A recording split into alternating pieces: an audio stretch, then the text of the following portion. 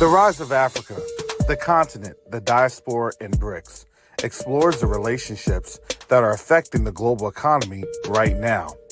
This book explores the relationships of the African diaspora's influence on the African continent and why this is important in stabilizing relationships with an understanding of how BRICS impacts the future, good or bad. You can order your copy of The Rise of Africa today on Amazon.com. Are you ready to elevate your leadership and communication skills to a global level? Join Karis Copeland and Char for the Art of Diplomacy Challenge, a transformative 3-day event that explores the powerful connection between strategic communication and marketplace diplomacy. Unlock the skills to lead with empathy, build lasting relationships, and make an impact in the global business arena, all rooted in the strength and beauty of the African diaspora. Don't miss your chance to learn from world changers and spread your positive influence across the world. Reserve your spot today.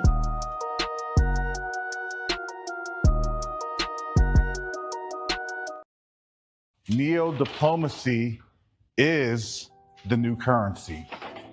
Neo-diplomacy is the new currency.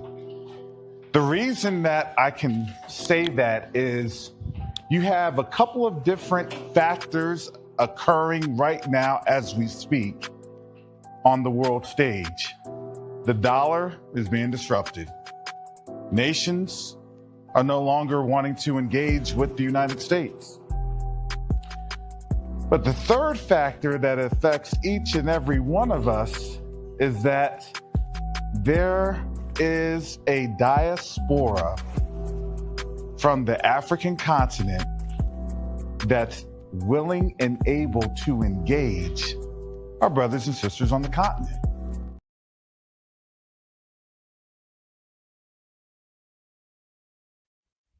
All right. Shalom. Salama. Siyemi. Shalom. Greetings to all of my Israelite brothers and sisters from around the world, whether you're the bloodline of Abraham, Isaac, and Jacob, the house of Israel, or you are a Gentile grafted into the house under the blood of Yahushua HaMashiach. I welcome you this morning. Because we're going to get into some things this morning. This title, The Changing of Their Guard, had been on my heart for the last almost 24 hours. So I pray that this blesses you all, because it was just interesting to see that as we've seen this week transpire, I'm going to tell you, family, Sister Char and I will be hosting the Art of Diplomacy Challenge. And I don't know about you all, but in terms of diplomacy, you're seeing the worst in diplomatic strategy. And unfortunately, they'll never come to this community, because let me tell you, they've told you what they think about us. Plain and simple. I don't know what to tell you. They told you what they think about us. Now, I have to look at this, right? Strategic empathy, strategic narcissism. And you see this now in play, and you see this why. The car is speeding at 100 miles an hour, going over the cliff. going over the cliff.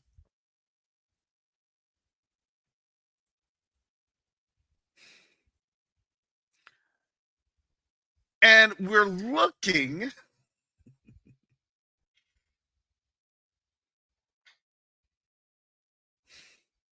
and all we can see is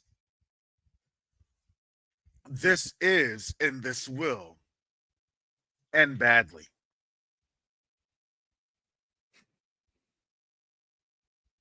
Because all we are doing is seeing the examples constantly, constantly, constantly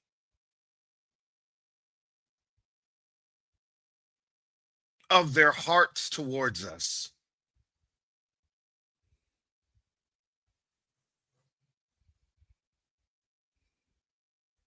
Out of the tongue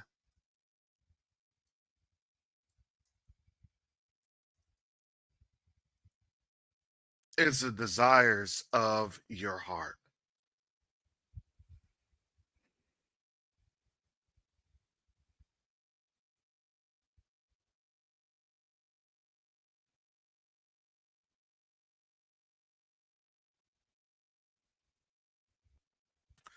That is Matthew 12 and 34. And it says, for out of the abundance of the heart, the mouth speaketh.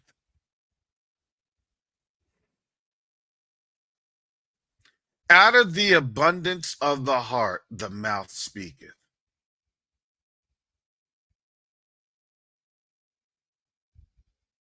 I want to put this on up there because this is consequential to what we are seeing here.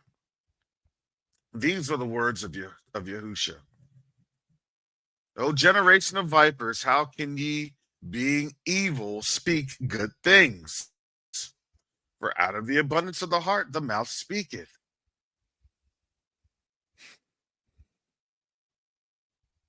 Now, family, I know that as I get going, shout out to Brother Dante. I was listening in when he had that technical difficulty. Understand, family, these are some spiritual things that we go through just to even sit down and to be able to talk with our brothers and sisters. Why is that? Because the prince, the king, the Elohim of this world does not want us talking, does not want us coming together. Understand, literally, there are laws on the books to keep us away from each other. Those are peonage laws. They're for real.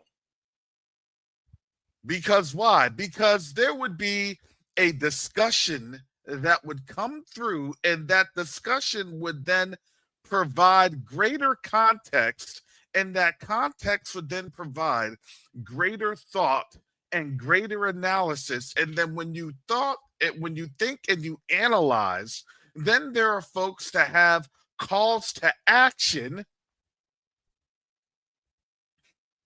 that create the space to fix any condition on out there. We have the power to fix any condition. Yes, we do. We've been given that when we go about it the right way.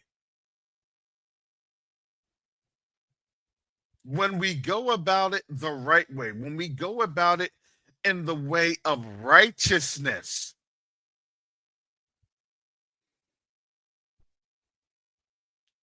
The power of the tongue.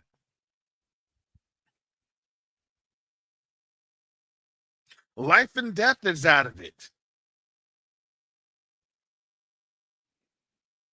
Because why? Because your tongue is going to tell you what is in your heart. Your heart is going to tell you what it is that you feel. That's your body. That's your countenance.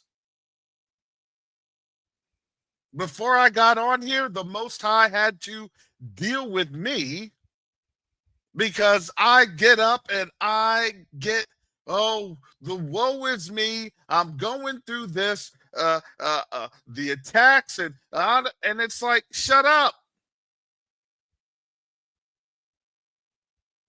Shut up.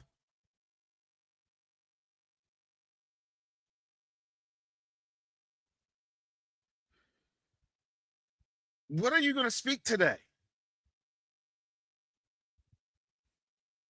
I don't know what I'm going to speak today because we got this and got. No, no.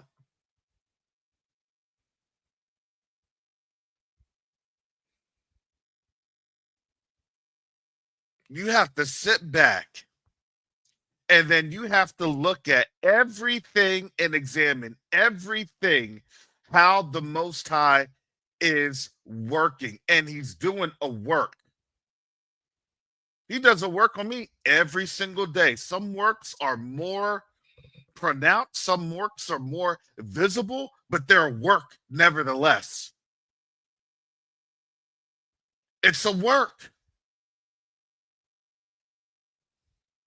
I'm being worked for something else. I'm being worked for something greater.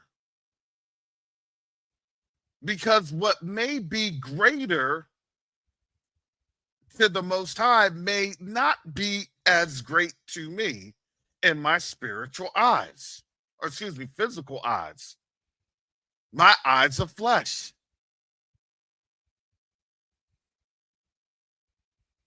But the roadmap that the Most High already had me on that I wasn't aware of over 4.5 years ago has become greater and more pronounced because why? Because now it's the work catching up to the season. Why does the Most High always say and talk about farming and agriculture?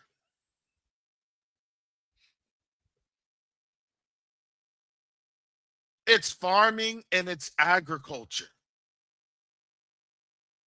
Because why? Because we are created to do a work. We're created to go through a toil, and we're created to go through some seasons, whether good or bad. We're created to even go through some attacks. Because why? Because there's going to be some things that try to invade the crop, invade the field. So you have to be on guard against the rabbits, the snakes, and other critters that try to do what? Spoil the crop, because the yield is what you must protect, but the yield comes through in good season.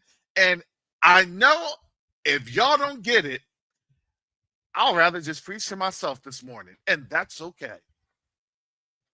Hallelujah.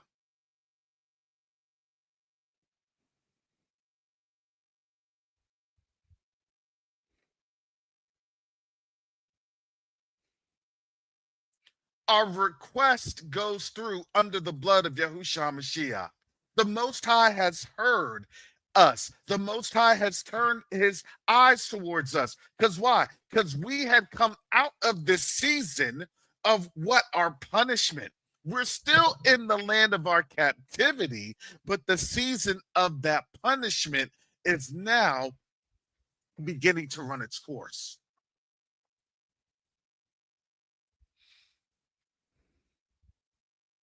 Because the word clearly says that I will do what? And I will punish those. I will punish those. Do we punish? No.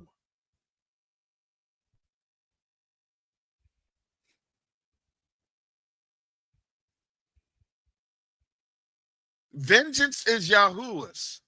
Said Yahuwah. He will repay.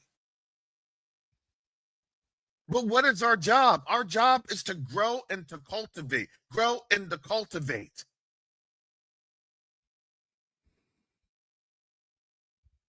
And you're going to get beat up when you're growing and you're cultivating, because why? Because we're not in our land that we're doing that. We're not in the land that we're doing the work. We're still under enemy opposition. We're still behind enemy lines. So what will the enemy do? Do everything that he possibly can in his power to come after you. Everything.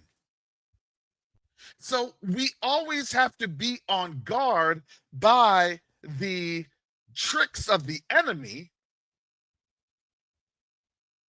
but that does not discourage you from doing what the Most High has you to do. You're going to get cold, but the cold is going to be for a season. You're going to get hot, but the hot's going to be for a season. You're going to be in lack, but the lack is going to be for a season. Because why? Because the Most High has you enduring in these times, because the times aren't for you. It's for who is seeing you go through this, because that is the encouragement, because that is the building up of our people. We came through getting beat up on. Oh, you shouldn't say this. You shouldn't say that.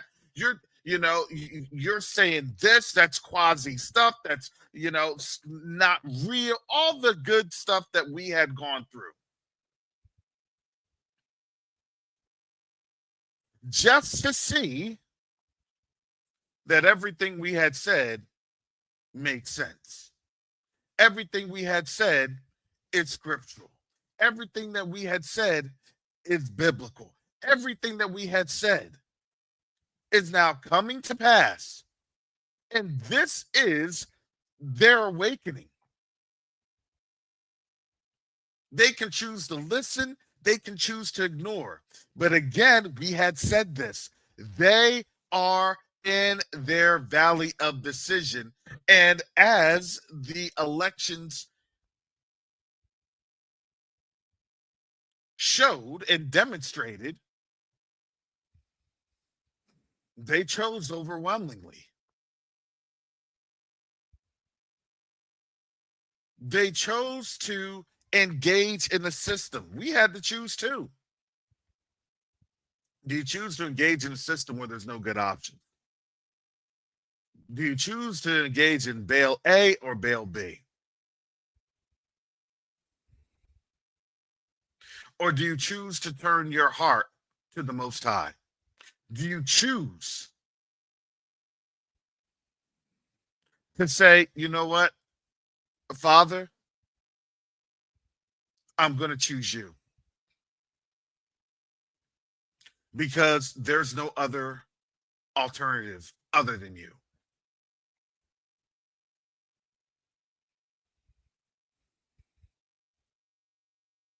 These are the choices that we make.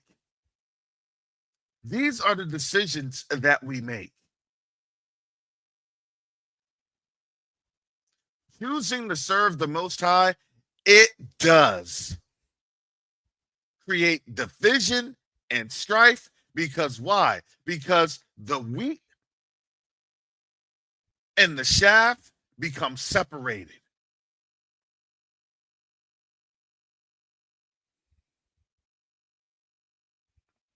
This isn't a sidelines game. Well, I'm just going to sit here and, I'll just listen in. I'll get my entertainment. I'll get a good laugh or a joke of the day.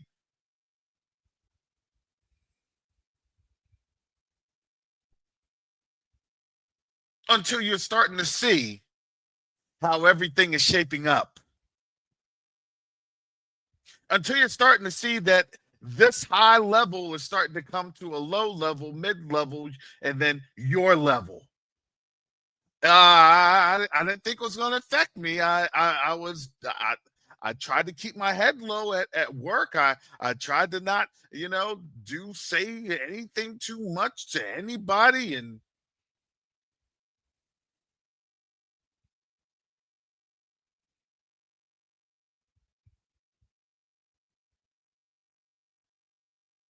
see, it's easy to duck and hide until you have to be pushed into the arena. And nobody likes to be pushed into the arena. I thought that was somebody else's job.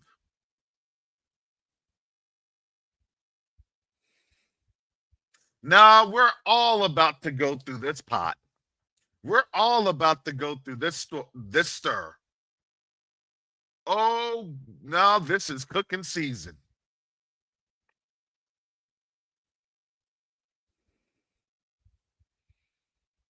But isn't it amazing how awesome the Most High is, that every time we get ready to go through a season, he provides the context and the awareness for us? Welcome to survival season. And let me tell you, they're putting their pieces on the board to show you what that's going to look like, to show you how that will be implemented. And the Hunger Games, Squid Games, Maze Runner, whatever you want to call it.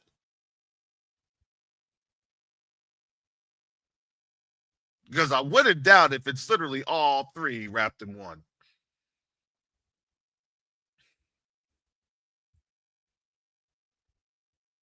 Oh, don't worry. That's just the side effects from that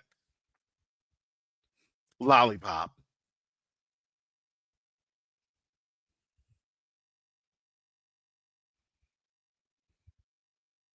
It's just it's called a cognitive relapse. That was something that, we understood, but we didn't account for. It only affect a small population of the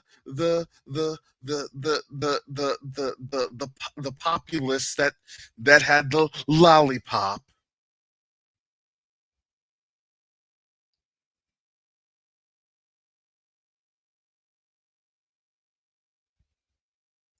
Because why? Because you don't know what people had taken.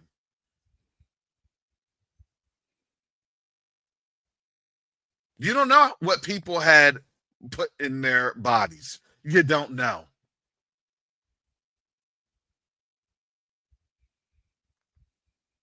You know, the funny thing is that you do have that as a naturally occurring um, pathogen out there.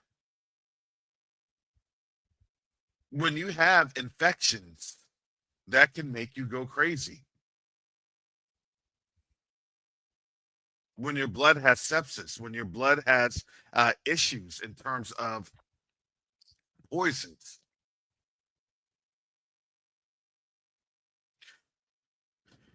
For folks that have been bitten by rabies, part of rabies, if you don't get it treated, is that you become crazy.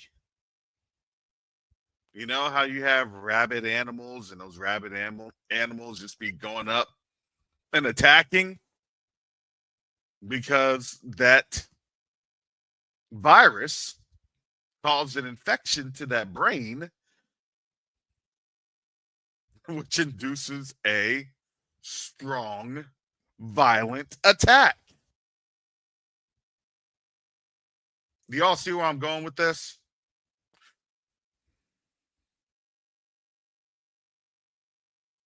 This is all naturally occurring. Oh, it's fear mongering, brother Carrots. It's fear mongering. Oh, yeah, it's fear mongering. Until you see an animal that's been affected by rabies try to come on up to you. Until you saw that raccoon that had been affected by rabies. When that raccoon jumped on that girl and they had that on camera.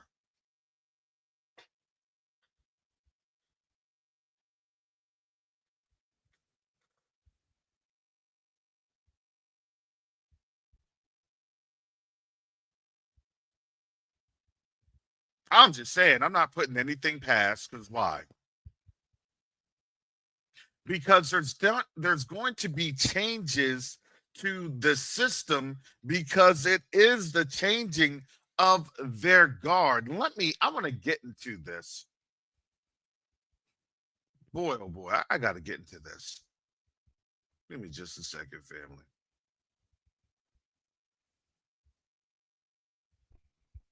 Because y'all be sending me some videos. I can't go through all those videos. But I appreciate it.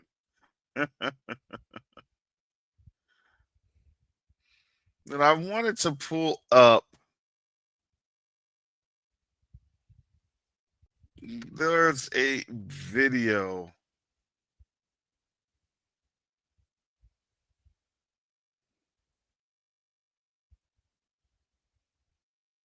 I think you all may have seen it. Shout out to J0.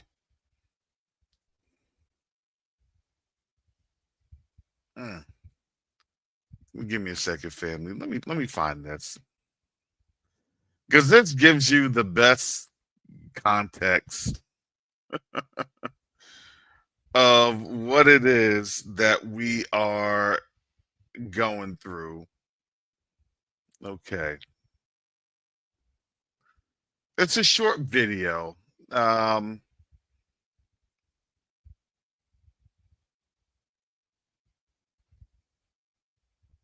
Here we go. So, words warning.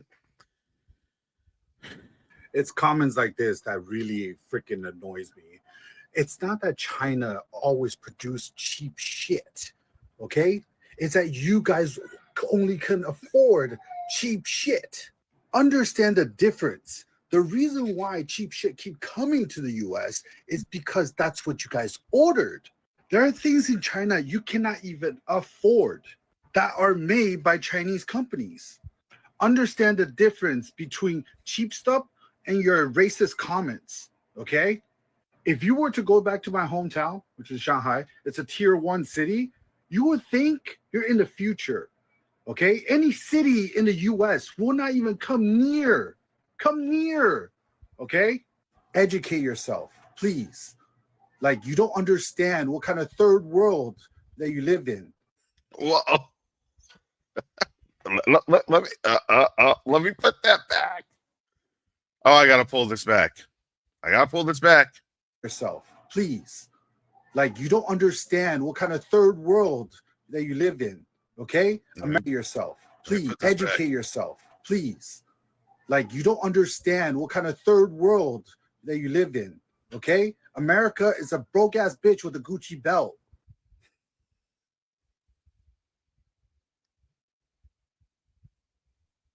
Wow.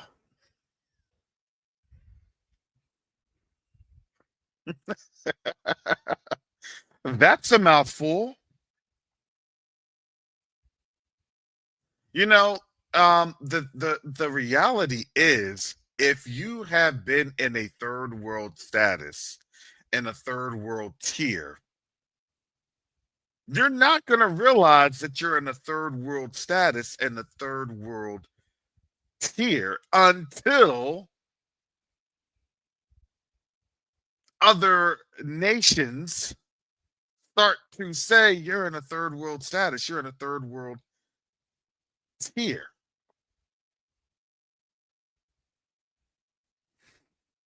I thought that was pretty funny. Broke with the Gucci belt.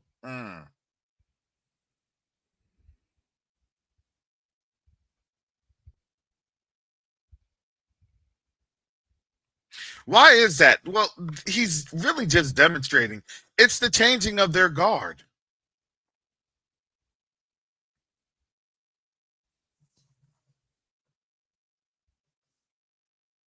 China building world's biggest artificial river.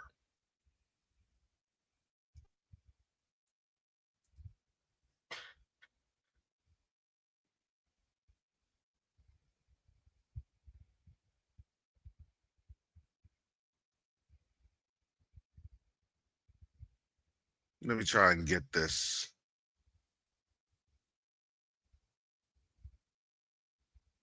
Because, you know, sometimes things kind of get a little wonky.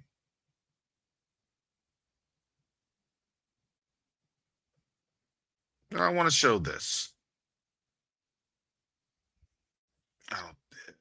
There's some things with you have it on Instagram, you can't really. It becomes a little wonky. Give me a second, family. Let me see if I can do this.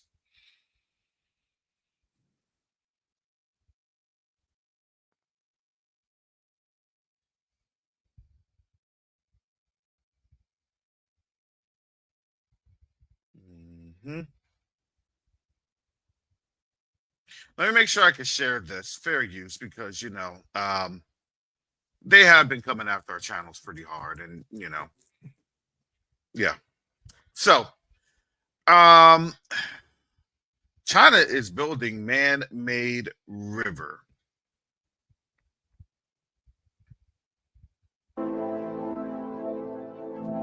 The Chinese are constructing the aqueduct on site, piece by piece as they go, in separate 50-meter-long sections.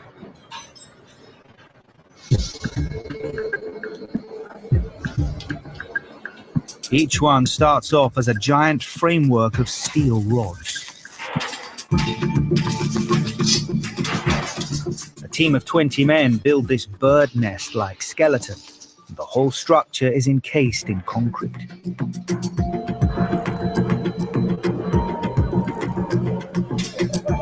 Then it's ready to be moved into position with one of the world's most powerful cranes.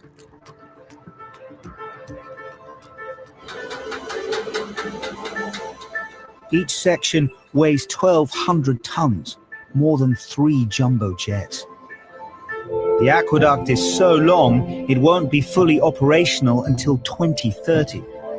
When it's carrying water, millions in northern China will benefit.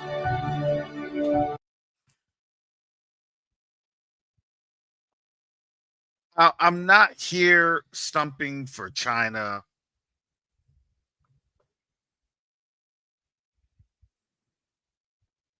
I'm not. I don't get paid by China. That's for sure.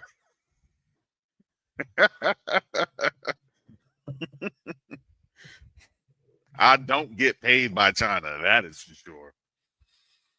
But China, if y'all want to support this, you can do so with CashApp.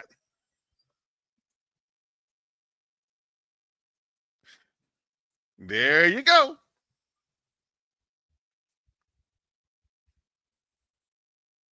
I don't need to. I'm just saying though. There's a CashApp. There's a new CashApp right there. So I'm hitting the algorithm though. See, you have to hit the algorithm with China, with Russia, North Korea. And you have to have that accent for the algorithm to work. I've learned these things. I've learned these things and how the algorithm works. That's why, look, I have the hashtags. I have, all of the good little social media markings, all the, that's how it works. But there's also a consequence to that effort, because then the algorithm looks at you more like, oh, this Negro's trying to come up in the world. Oh, heck to the no, no, no, no.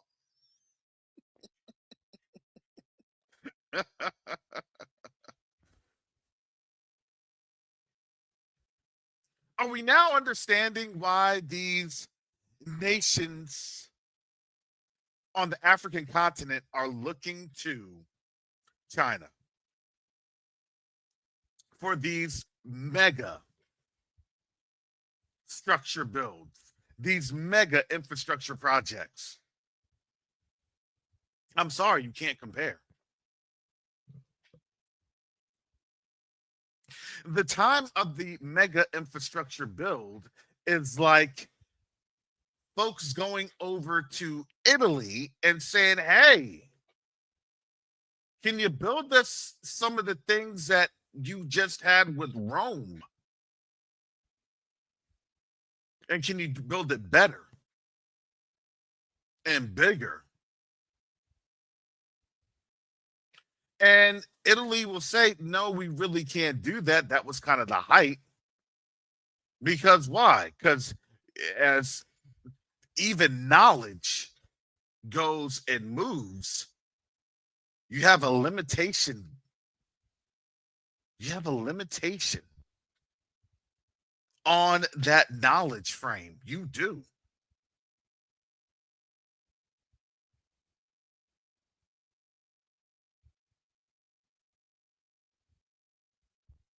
And when you don't realize that you had a limitation, well, how come nobody's calling us? How come nobody's, buying any more of our dollars?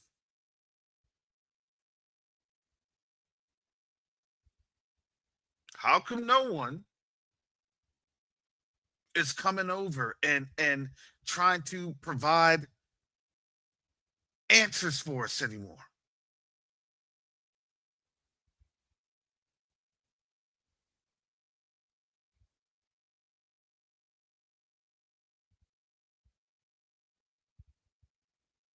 The algorithm got me.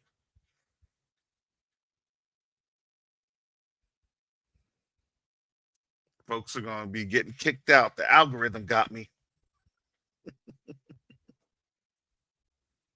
The Sentinels had spotted this channel.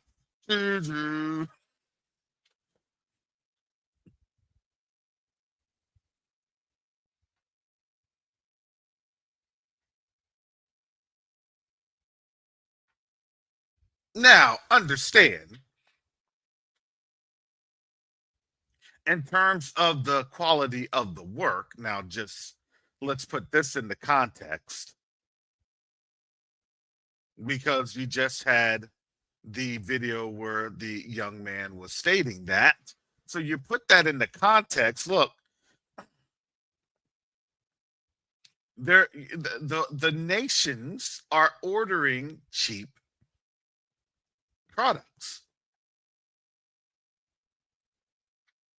Are you telling me that there's tiers to products? Absolutely. There's different quality that you get. Products in Tanzania and Burkina Faso are a bit different in terms of quality than you actually would have in the United States. And some can argue that the quality is actually a lot better than what you would have here in the United States. Why is that? Well, why am I going to give to someone that owes me billions of dollars? Do you think I'm going to give them the best, especially if they owe me billions of dollars? No. No, that's economics 101. That's international economics. Well, if they don't really owe me that much, then guess what? I need to give them better stuff so they can be more agreeable to those contracts, more agreeable to those terms. Oh boy, here comes another troublemaker, Sister Chantel. Come on, Sister Chantel. Hey, there's nothing troubling about me. Shalom, everybody. Now that you get your voice back day by day after that, day by day, that super thing. Hey, listen, that the ginger is listen. I brewed up some more last night. The more I talk, my voice probably might start wavering, but excuse me, I'm getting there. Mm-hmm. I'm getting there. So I was making the analogy that, countries that don't have as much as a debt burden to China are more than likely going to get better quality. Of course, because they can pay for it. Mm-hmm. And not only that, they're resource rich, and it's like, they're good for it. What's the West got? Potatoes and coal. Excuse me. Well, but that was an economic indenture. It was an economic indenture that China literally did and pulled the wool over the US's eyes. The West as a whole, I think they're going to start to realize just how poor they really are. Mm-hmm. It's going to be quite a shock to their system. You know, they've had like, 500 years of prosperity at our expense. They're going to actually realize that everything that they have, everything that they are, it was all false. It was all based on us being underneath them. The minute, I mean, we literally are their foundation. You remove the foundation, what happens? It's like playing Jenga. Or even Tetris, but Jenga, you pull that away, what happens? Everything topples down. And those that were once sitting pretty at the top, you're the ones at the bottom. And this is going to be built up again, but it's going to be built up the way it's supposed to be. Well, exactly. And, you know, I'm not saying that the China's the end all be all. No, I'm not saying that at all. You know, they're gonna, you know, I because I have to look at this. This is what I was trying to go through. Oh man. As I segue into these pieces,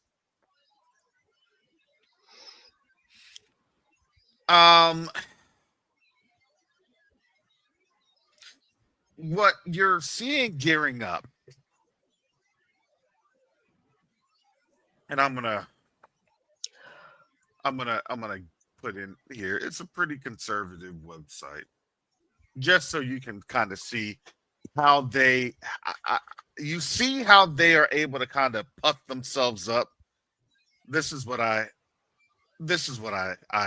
look at. What are they saying to try to puff this person up? Because right now you have Trump with his nominees, his picks, and you know, the main qualification that I see, this is just my personal thought, is, you know, how best they could serve Trump's interest. I mean, as a president, you would expect that. No, I'm talking about full stop loyalty, even to the point where you're technically not even qualified. I'm sorry, but to be a Fox and Friends and co-host, it says 5 things to know about Pete Hegseth, Trump's Pentagon nominee. Now, understand. If look, understand. They when Biden had picked Austin, everybody was still trying to, you know,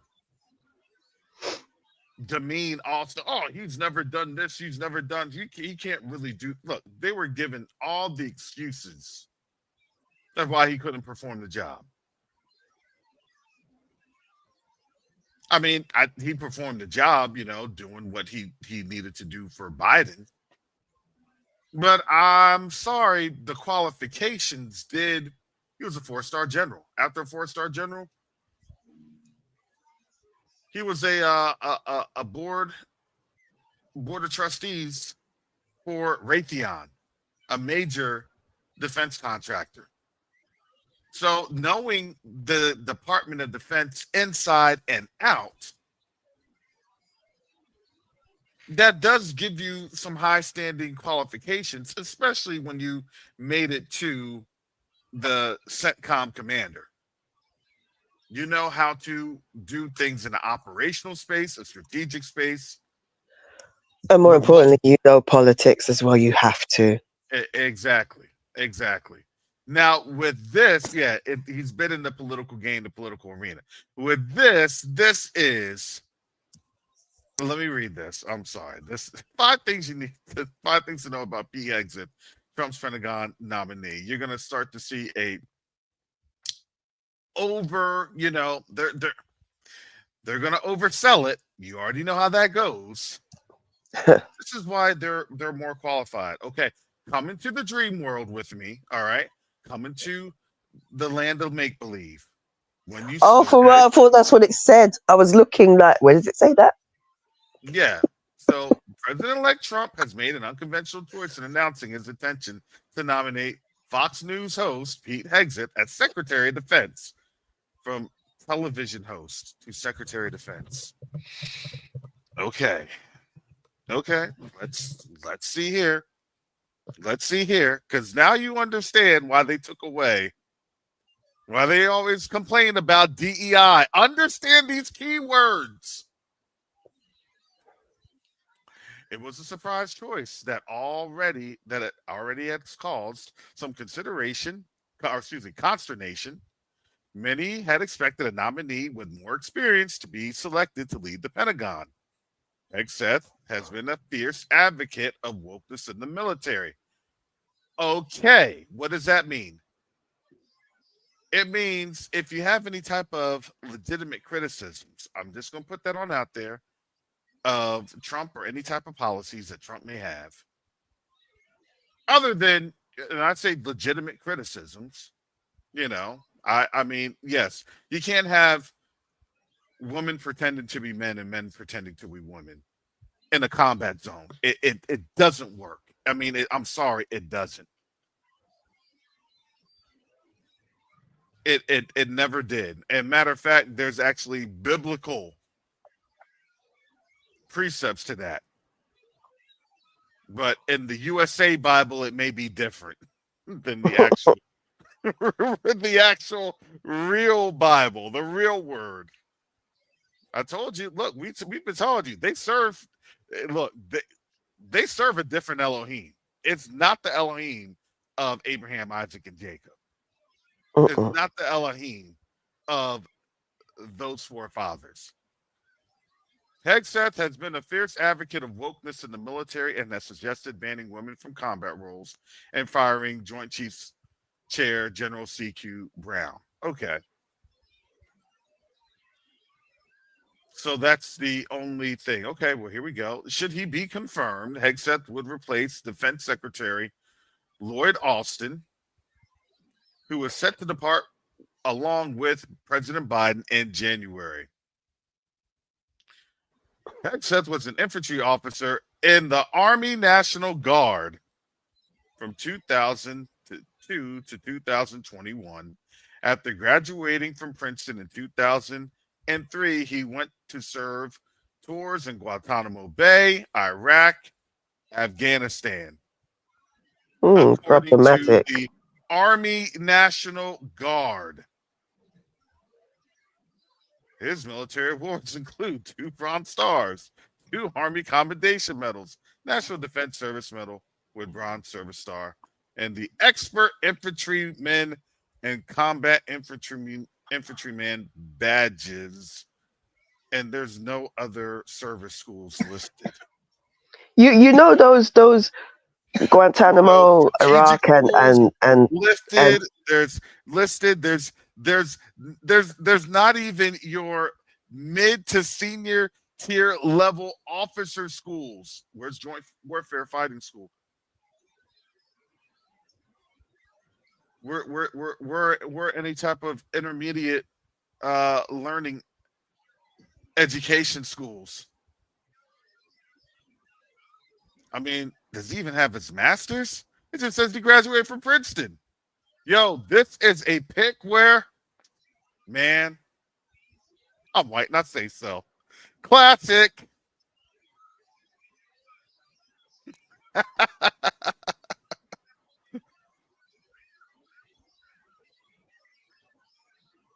Oh, I'm sorry, family. If this is all you have for your Department of Defense,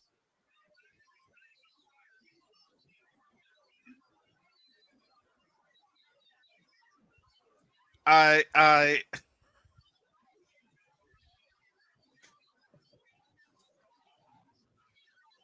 well, I was a weekend warrior and I got called up to active duty a couple times.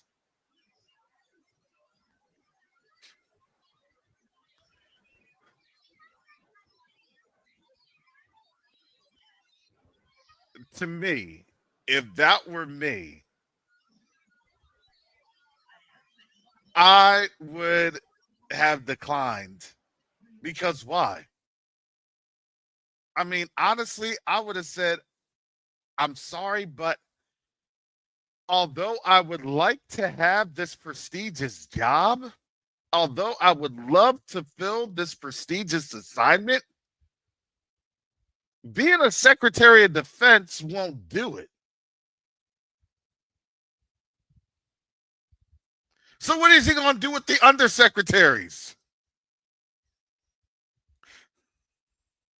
Well, as long as you have a 4-year degree with 2 to 3 plus years of intermediary skills at what? Call of Duty?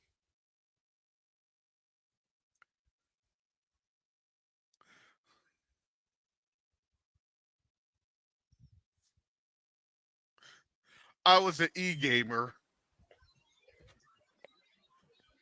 And 300 said exactly what I was thinking. We're angered by a foolish nation. I'm sorry. I'm sorry. But there are tons of black folks that is way more qualified and can run circles around that.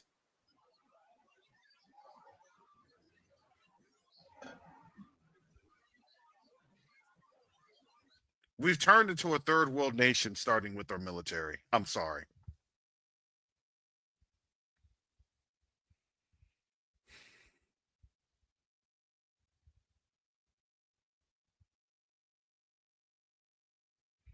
You can end wokeness however you want to feel. You can end DEI, whatever that is, however you want to feel.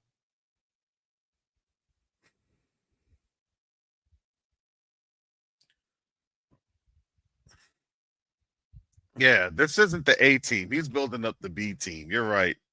No, it's not just the B team. That's the F team.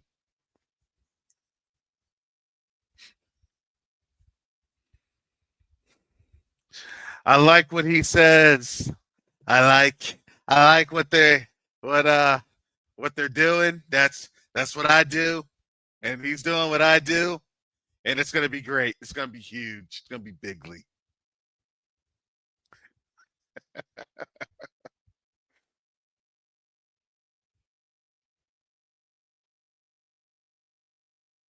Okay. What else have you done?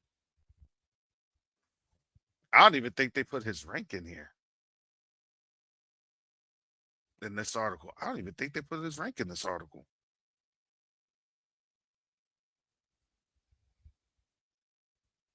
So you understand how they do things because understand I'm going through this. I'm trying to scroll through this.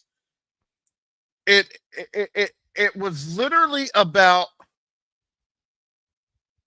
well, he isn't like wokeism.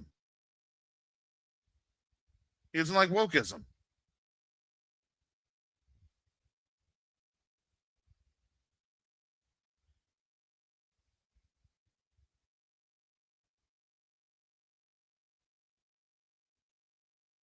So let's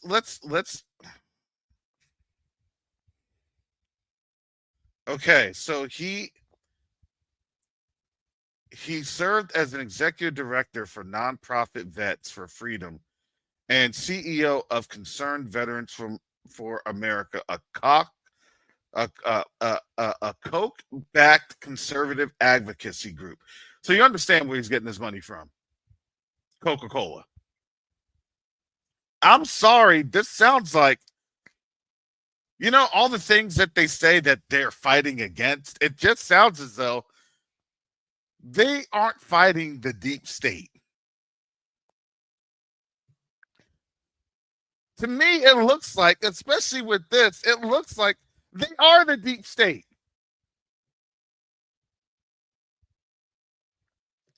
Any thoughts?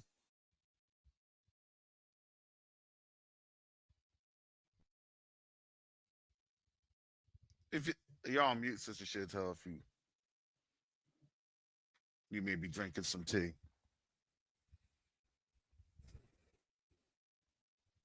Yeah, that would be easy peasy to run a nonprofit that you're getting unlimited money from Coca-Cola. Nah, this is deep state. And they're showing it in front of your face, in front of our faces. I don't care because I don't really have a dog in the fight. It don't matter to me. Oh, these are there are shadowy forces of corporations that control the government. Da da da. Conspiracy. Conspiracy.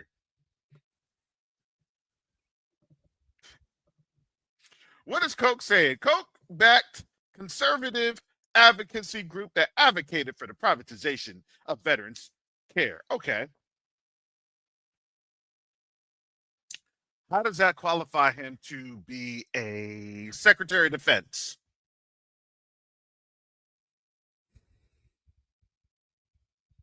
I mean, VA? Okay. All right. All right. I don't have a problem with that.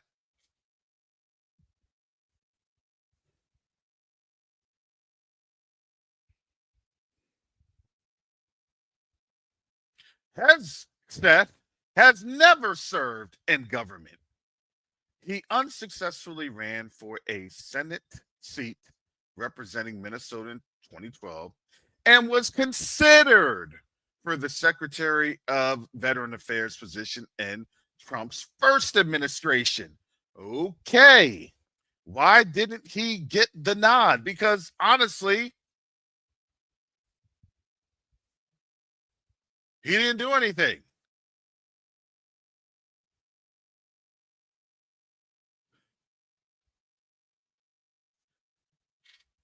How does that qualify you?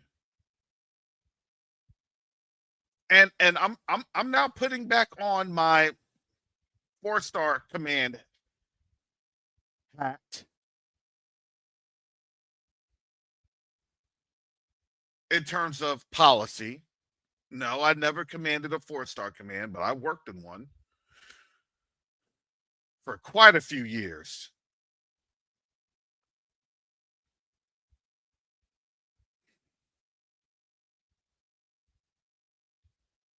You're writing policies all day. You're fine tuning policies all day.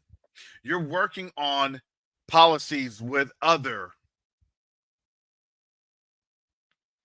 joint staff, with other secretaries. You're working with your undersecretaries.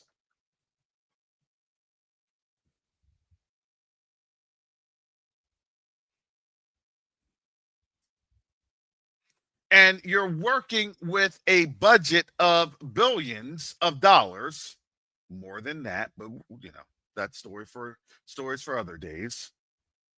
And other interagency groups outside of the DoD, which includes your Justice Department, your CIA, your national intelligence arenas. Oh, and by the way, if you don't have any type of foreign diplomatic skills or relations, because you clearly see it here, we're just going to end wokeism. I don't know what wokeism is. Then you're going to go to other countries and be like, hey, we're going to take on over. You need to end this because we say so. Wow. This place is screwed. Do you now see why the nations turn on the whore?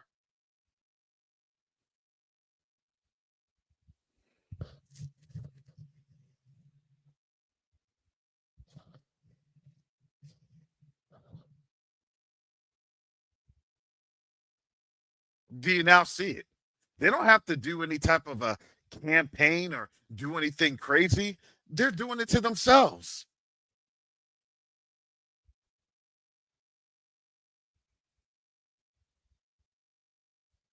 The qualification is he was a long-term Fox News personality. Okay.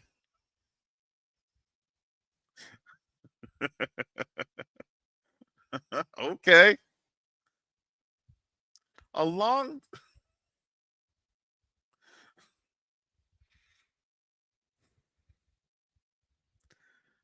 I don't know what else to say, family.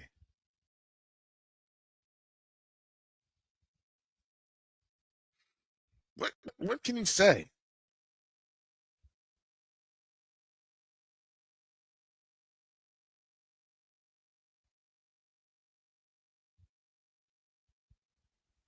Yeah, Ninja Firewolf. I'll try to see if I can.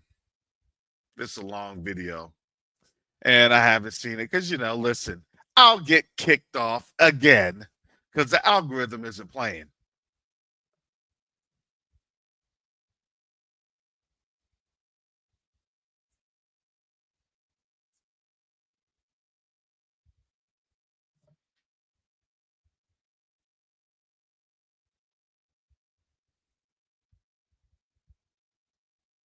Understand the conditions of the third world.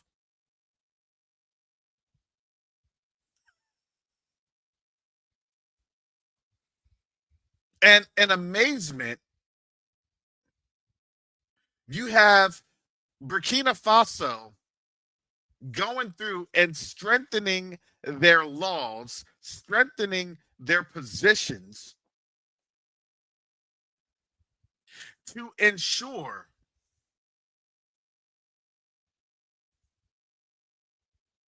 that the people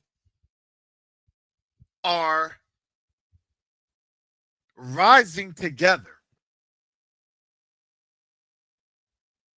See, what is it? A kingdom, a nation, a house divided against itself, it's not going to stand.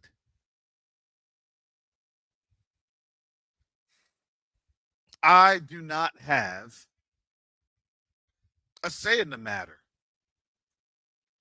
You want to know why? Because technically speaking, as the U.S. is technically a papal state, it is. That's why they go to Rome. That's going to be Trump's first visit to Rome. It's a papal state. That's why you have a seat for the Roman Church in the UN. It's a papal state. These are papal nations.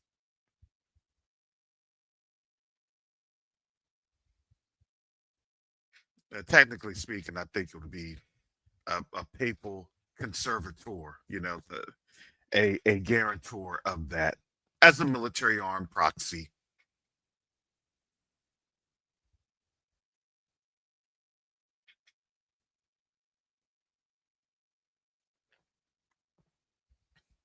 But these nations are seeing, well, the arm is going down because why? This place is divided. Why is that? Because all this to me, this is just to prove a provocateurism, right? How then do I rile up people?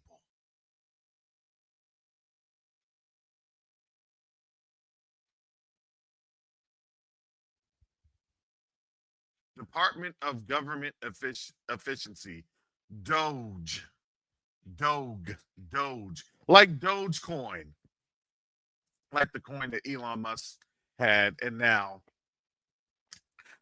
I guess we're now seeing where that's going through when you can't pay your bills, and now trying to pay your bills is going to be through cryptocurrency because that's going to be the crypto based digital currency. Do we all see where that's going? Because you have now an internal system, and then you now have an external system. How do you pay back wealth? Gold. You're now in the ledger.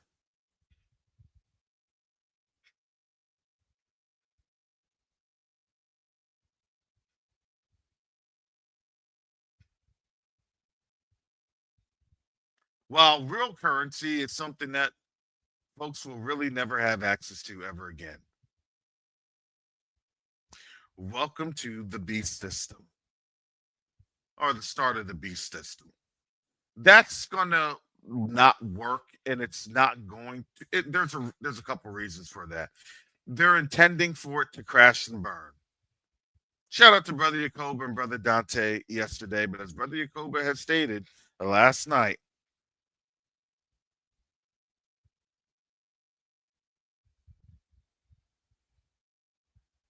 this is a controlled demolition.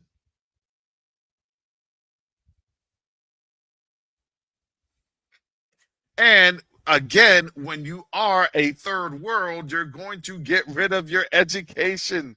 Exactly, Ninja Firewolf. You got to get rid of overtime. Exactly. Because why? Because you have to now start working people to death and not having people think about while they're working things being worked to death. Because why? Because the economy has been destroyed.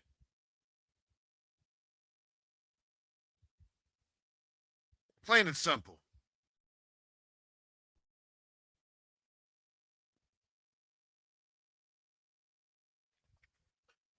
The economy has been destroyed.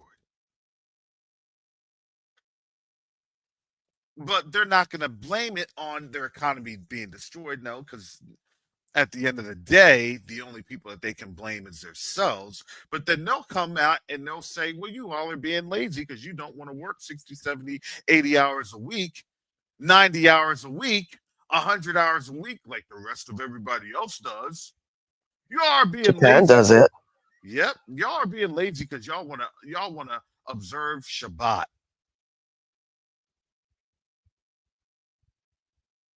That's the laws are done away with. We could still go to church and then work after church. Isn't that what they did with our ancestors? That's what they did exactly with our ancestors. And now it's going to go back to them. Oh no, All these curses. Your work week will now start at noon on Sunday. Efficiency, proficiency, right? But you know they're not going to be worshipping Jesus. It's going to be that golden statue of Donald Trump. Yeah.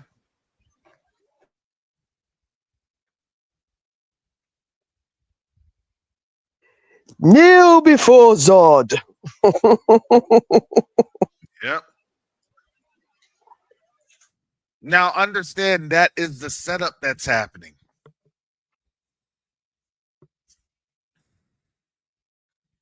America was in a struggle. We're in a struggle. We're in a fight. We got to fight with, our labor. This is how we fight.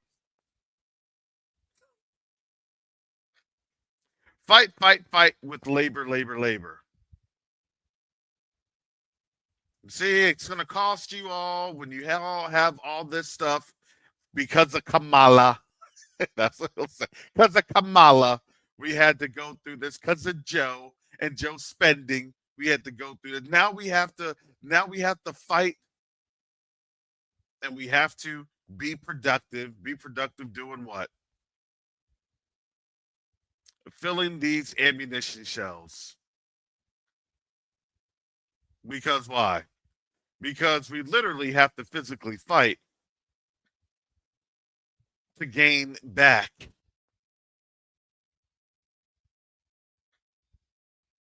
To gain back everything that we had lost because strategic narcissism doesn't work. Because these nations have gotten sick and tired of being treated like crap, because they have seen what they treat us and how they treat us. I told you, family, these other nations see us. I said that back in 2021 and 2022. These other nations see us. In 2023, you saw Traore. In 2024, Garth and I literally were able to go to Burkina Faso because they asked for the African diaspora to come to take a look in the sea.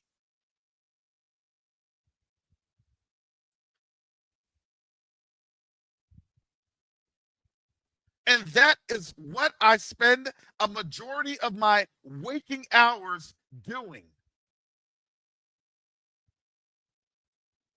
To come up with a plan, to come up with a strategy.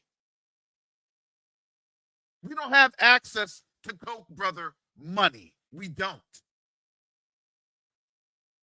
Unless you're a black billionaire on out there, you're not tied to monies that's tied to three-letter agencies that swing on through.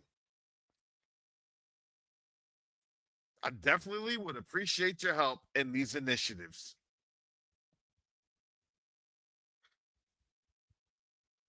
But until that unicorn shows up, there has to be different things, different strategies that must be utilized in order to provide the connectivity.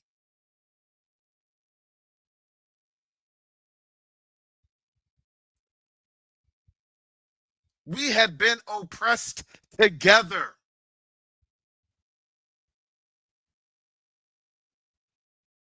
They had the resources, but been oppressed.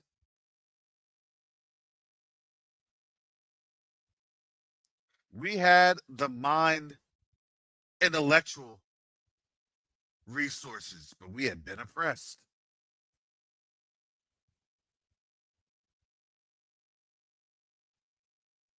And do you understand how big of a deal that this year, the very first time you saw an African nation not come over and do meritorious manumissions, to do all sorts of ceremonial actions, to do what? To have you come on over so they can then take your money.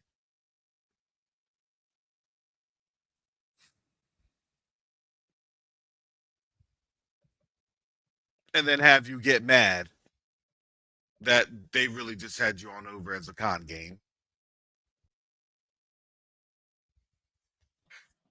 And then, in doing so, then people badmouth the continent. Oh, it's this and that. Hey, listen, the continent, you're still going to have bad actors. That's just how that goes.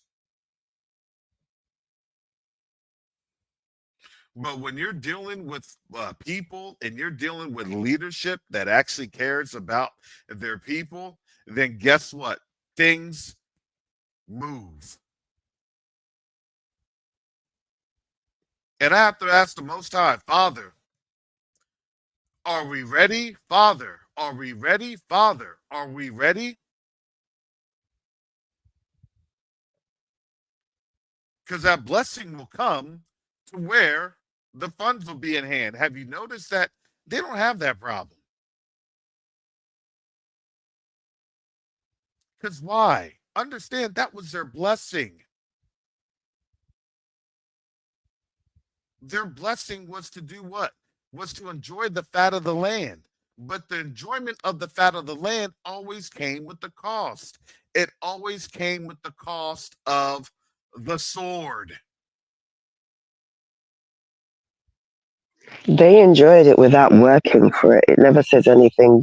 Like when you see what the prophecy says about when we're in our own land, it says that we will dress our own gardens, we will do this, we will do that. It doesn't say that with them. It just says that you will enjoy it. Why are they complaining about the deportations? Because why? They wanted to stack up people to do what? To pay them underwage, pennies on the dollar wages jobs. I see it all right here in Florida. They're in their green and their white buses, and they're off to picking the strawberries, picking the oranges, picking the blueberries. Well, if I do that, then if that happens, then uh-oh. Well, except for not for agricultural. They'll quickly make that. They'll quickly make that exception. Oh well, it only applies to folks that's outside of construction and agriculture. Well, they had their little wake-up call last year. Was that last year? When they had to go and pick their own fruit and veg. It didn't work. It didn't work here in It Florida. certainly didn't work. That was hilarious. And then they're talking about we're going to drive the trucks. I remember that blonde woman with short blonde hair all over TikTok talking about, yeah, we're going to drive our own trucks. It's like, okay, go ahead. Man, that's a nice dream. That was a nice dream. It was a nice, good old college try. But we know where that goes. Or they could do that, and then guess what? Now we got to get rid of not just wokeism, but now with wokeism, anything that does that is a criminal offense. You know that's coming.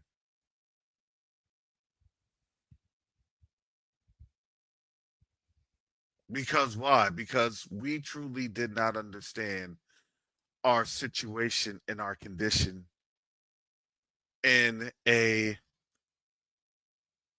declining nation. I'm not going to say we're third world. Well, yes, we're definitely in decline.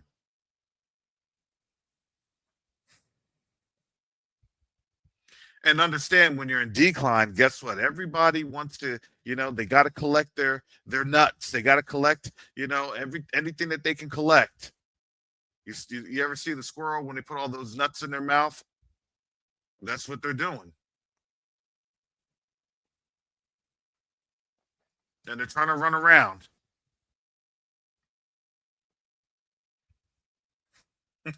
Leela, I was exactly thinking about Plant City. Right with the strawberry water tower. Get on down to see Strawberry Festival here in the Tampa Bay area.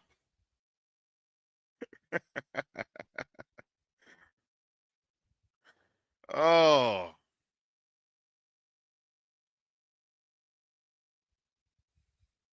That's really why they're panicking.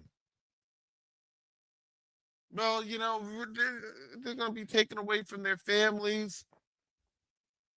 Are you going to repair the damage of them being taken away from their families? Are you going to provide reparations?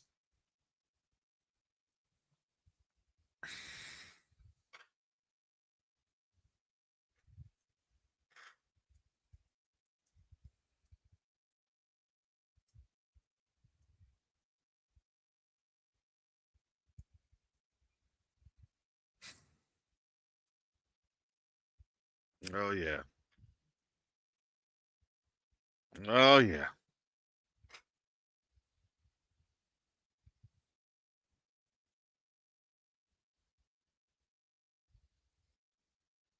All right.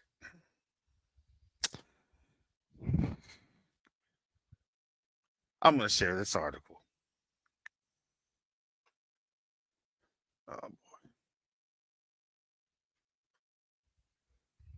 I'm going to share this article because this is the article of the moment of the week. Y'all know where I'm going with this. I thank you all for your support. I appreciate it. I must be getting ready to do something different. The Most High must be ready to have me exit something different.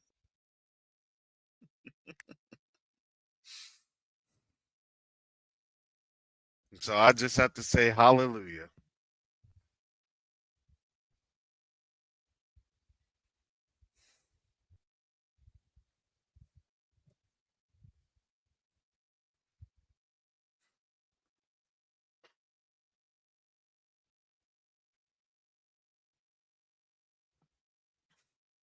This is Times Now News. I believe they are located in India.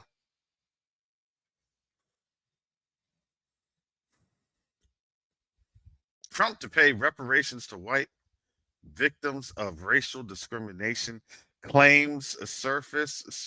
Several social media users on Tuesday wondered if President-elect Donald Trump will pay reparations to white people who have suffered racial discrimination due Come to again? diversity initiatives in higher education.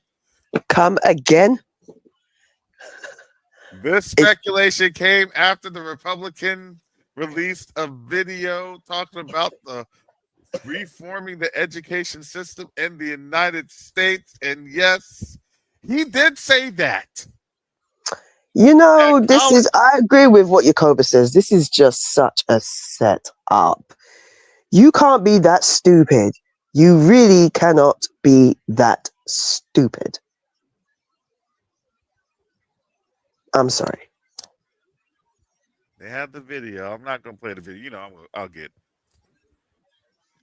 the channel shut down. I'll get immediately banned.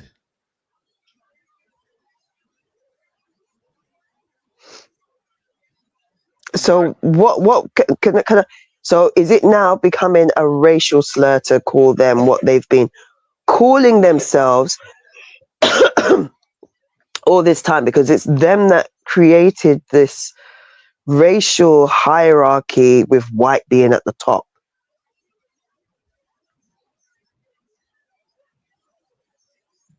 I mean, what exactly is the racial slur? Well, they're trying to create their straw man argument. And this is why when they talked about this, understand they're creating the straw man argument. And you have to understand it's going to be much more dangerous. We said that. They're creating the straw man. Well, you know, black people can be racist too. How is that? Where we just saw the whole board was red.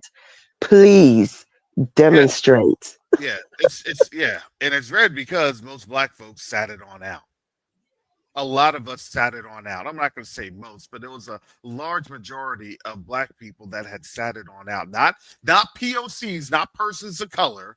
You know, stop. These are all the straw man arguments that they try to build up the walls of their discourse, their framework to just basically say, well, we're going to be racist and we're going to be racist this way. We're going to do racism in this manner. We're going to participate in vanity and pride in this manner. Because why? Because that's their cunning, that's their skillfulness, and that's their craft. We're going to be crafty like this. See, there's not a racial problem because, see, we solved the racial problem for white people. What?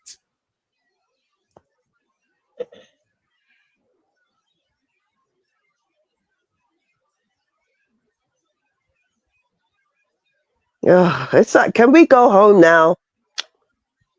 No, not yet. You know, we have to go all the way on this roller coaster that the most. I don't like rides. I'm too old for them now. I don't like it no more. Because what's going to end up happening, right? Who does that really affect proportionally? Who does that affect? It actually affects really your Asian population. That's what it was. It was not designed for them. Let's just get it straight. What was not designed? When you had the affirmative actions, you know, anti-discrimination laws, things of that nature. Because why? Because technically speaking, that wasn't designed for them. They were actually able to come on over, especially after, I'm going to say this, especially after the 1960s and 70s. They were given even a more, like, you know, a higher status. And that's been proven. They've already proven. Now, I don't need to have anybody say, oh, that's fake. No, it was only after that the Asians, these South Asians, particularly Indians and Chinese, and shout out to brother Dante when he showed that with Biden, and then things started to go out in his house when he showed Biden, and things started to go out in his house. That's why, listen. I have to live here until the Most High tells me to leave. That's it. Mhm. But understand, that was the legacy. That, oh well, it was just a joke to have the Simpsons and Apu, and then have the Asians and restaurants and things of that nature. But when you now have them now leading your companies, I mean, yeah, they're not black people, so it's really not that bad. Oh, but when you are dealing with a nation that is prideful and has that vanity, oh, it's bad. Well, yeah, they'd only allow that for a certain length of time. It's the same thing that what I was talking about, what was going on over here. Oh, Their yeah. issue isn't with us because you've seen to it that we are at the bottom. Yes. It's the Indians and the Pakistanis and yes, the Chinese and everybody else that you brought in, including the East Europeans. And let me get this straight. They don't like them either over here. The Brits are very, very, very, they don't like anybody that's not English. Yeah. Straight up. It doesn't matter whether you're, look, it doesn't even matter if you're Scandinavian white. They don't like you. They don't like the Germans either, which is fascinating when you think about it. When you know the history, you're like, I know. Like, they discriminate amongst their own people. It's crazy. yeah, it is crazy. It's like your royalty is German. So yeah, back in World War or before World War One, they actually didn't even like Scandinavians over here in the United States. Yeah, they didn't like anybody from Norway or Greece as well, which Greece. Prince Philip is Greek. That's where he was born. Yeah. Mm-hmm. Oh yeah. Yeah, it's interesting. It's weird. It is interesting. It's it's the craziest thing. They were just put on. You start to understand when you read these things, but yes, the Lombards. When you read these things, you start to realize that they really were a tool that the Most High used for our benefit. Like I said, they served us. They served us our punishment, and that they were the switch in the Most High's hands. That's it. Because they were literally created. It's like you were created out of hate because you hate. Do you remember? What's his face? The Haters Club.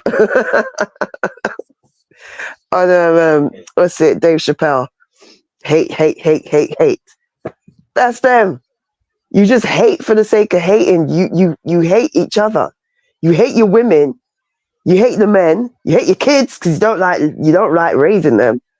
You're just hateful, and it's taxing to be around you. Sure.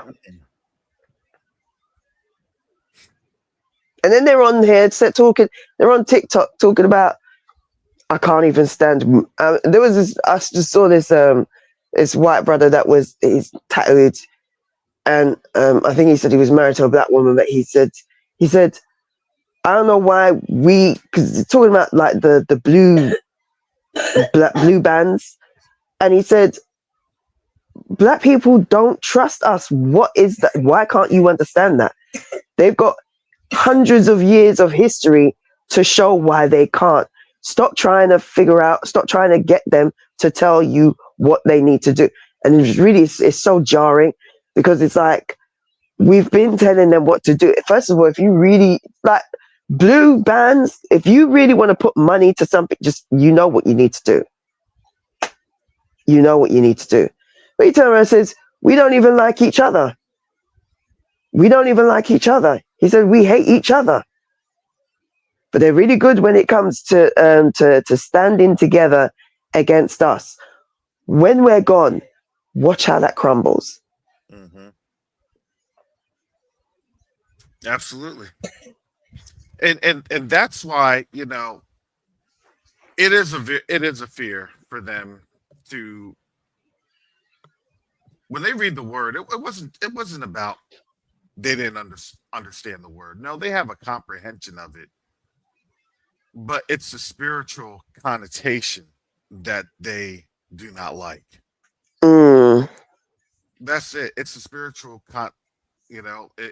connotation. Hey, we cannot beat this thing. So if the Most High is really with this people and we're about to get judged, well, you know, what are you going to do?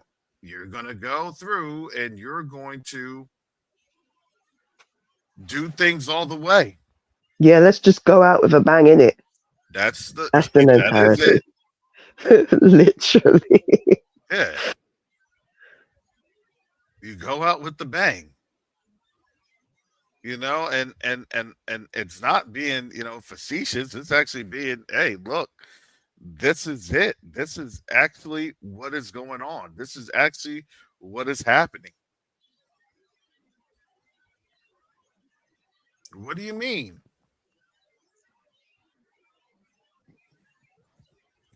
You know, they do know the scriptures. They really do. Mm-hmm. I believe that it's just the fact that their lack of understanding is now, it's like, if you keep telling yourself a lie, you start to believe that lie. They have been lying to us to the point where they've believed their own lie. Like the Bible says that, you know, because you have no love of the truth, so I'm going to send you strong delusion. They have no love of the truth. They knew the truth, like I said, like it says in Isaiah 47. Like, you knew this, but you forgot in the latter end of it. You knew the truth for 2,000 years. When you was the Greeks coming in, you knew the truth. In order for you to circumvent the truth, you knew the truth. But you hated the truth, and you have spent 2,000 years twisting the truth to the point where now you've actually become, you've absorbed that lie to the point where you can't even recognize truth anymore. And when you hear the truth, it's like you go through cognitive dissonance. You can't deal with it. You really can't deal with it. You crack. Absolutely. They played themselves.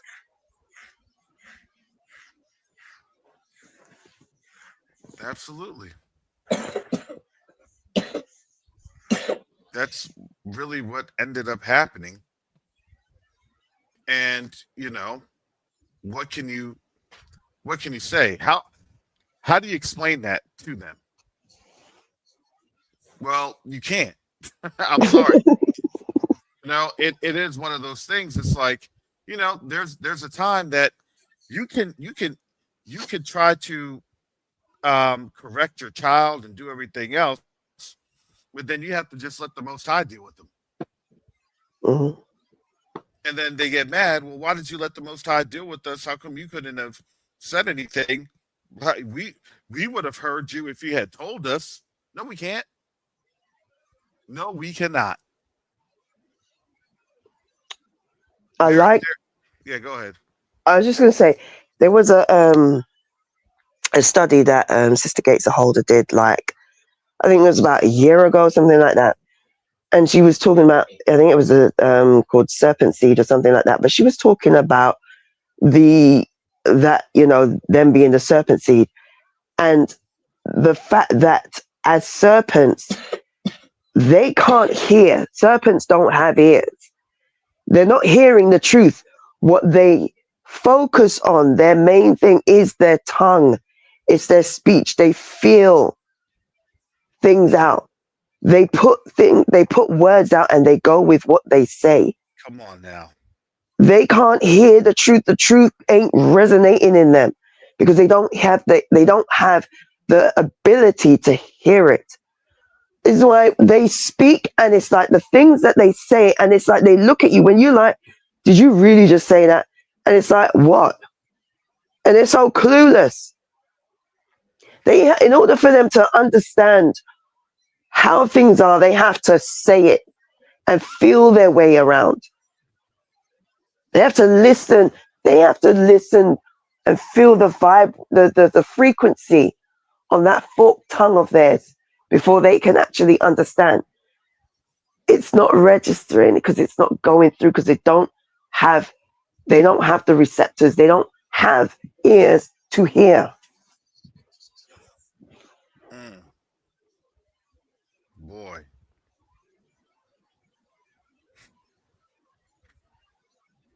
That's pretty interesting. No, my words. No, Mr. Gates and Holden brought that out, and I was like, yeah. That's fire right there. Wow. Okay. That's an oldie though, but it was definitely a goodie. I'd recommend going back to her old stuff as well. Go ahead. That's it's certainly true. It is certainly palpable to the season that we're in, because it is one of those that, well, no matter what we try to say or communicate, how do you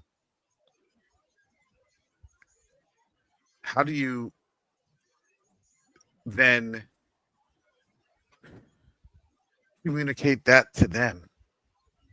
And at the same time, you know that really you can't. You really can't. So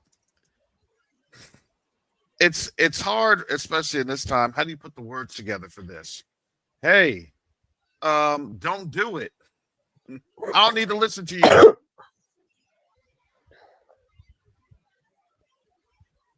Because honestly, listen, our qualifications are literally an offense. It offends them.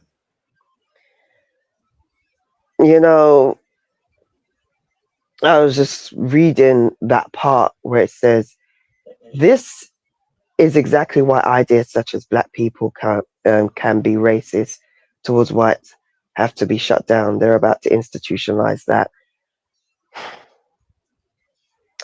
I really believe that they are. They're going to try and they would, oh my gosh, it's like the lies they tell themselves. That's why I said they'll throw out anything they can and they'll feel their way around it.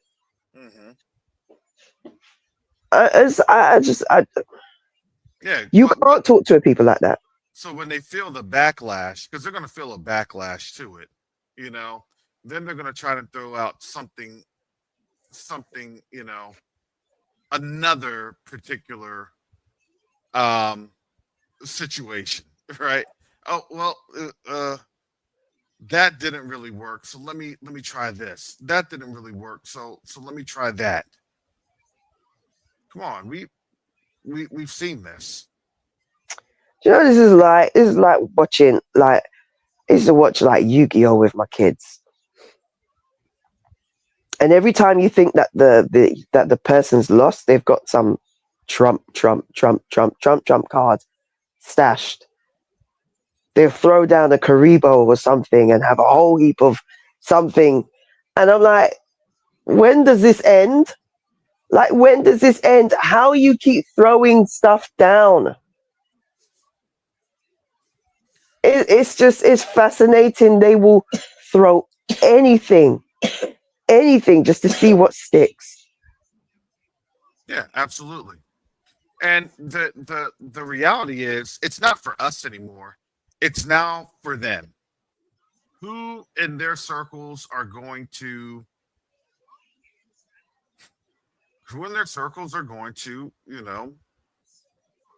buy the deception, right? And it's not just, are you going to buy it? It's, are you going to question it? I don't care if you buy the deception. It's just that if you question the deception, because if you have those questions, then that obligates me to answer. And if I have to answer, then you're going to see that what I'm saying makes absolutely no sense. Yeah. Yeah, because even when it says, even a wise, even the wise think that, the fool, or is it in the council, even the fool is perceived as wise Mm. because they have their mouths closed because they shut their mouth. Yes. I Yes. forgot what Proverbs that was. Something like that. Isn't that? I swear it's in Ecclesiasticus as well. Oh my goodness. Well, it's foolish, but they're gonna buy into it, so I'm just gonna shut my mouth because, hey, wow. What's the saying? Who's the fool? The fool or the fool who follows the fool? Wow. You got the fool up there, but who's following him? Because why? Because they don't want to open their mouths. It's hard. Folks don't want to open their mouths. Folks don't want to ask questions. And now you're getting ready to the Department of Education because why? Because education now think about how you're literally examining how did a nation collapse? For all those people that say that Trump is an idiot, like, stop. No, he's not an idiot. No, he's not. I've been saying, like, this man is yeah, super smart. He's smarter than most people give him credit for. I'm going to tell you that. He ain't stupid. No, he's not. No. I give Trump his credit. I give credit to who credit's due. For people to say that he's dumb aren't really questioning the underlying layers. When you start to question the underlying layers, that's when you start to see, oh, there's a lot more that's opening up to this. But those underlying layers are just there to kind of like, because you have to be smart enough to understand the people that you're conning. If you know that the people you're conning are just dumb, then you don't need to put that much effort into it. That's the thing. I don't like. Do you know the history behind? I told Yakoba this once, but do you know there was a theory about Jar Jar Binks, and that Jar Jar Binks was actually supposed to be the big bad. There was never really meant to be Count Dooku. Jar Jar Binks was supposed to be set up as he was supposed to be the villain before Palpatine. You see, when Padme was talking in episode 1, when Padme was talking to Qui-Gon Jinn, and he was telling her about when they were outside, when Anakin was little, they were outside the workshop and everything, and she was saying, "I don't approve of this," and the Queen's not going to approve, and Qui-Gon Jinn says, "Well, the Queen's not going to know," and she says, "I don't approve."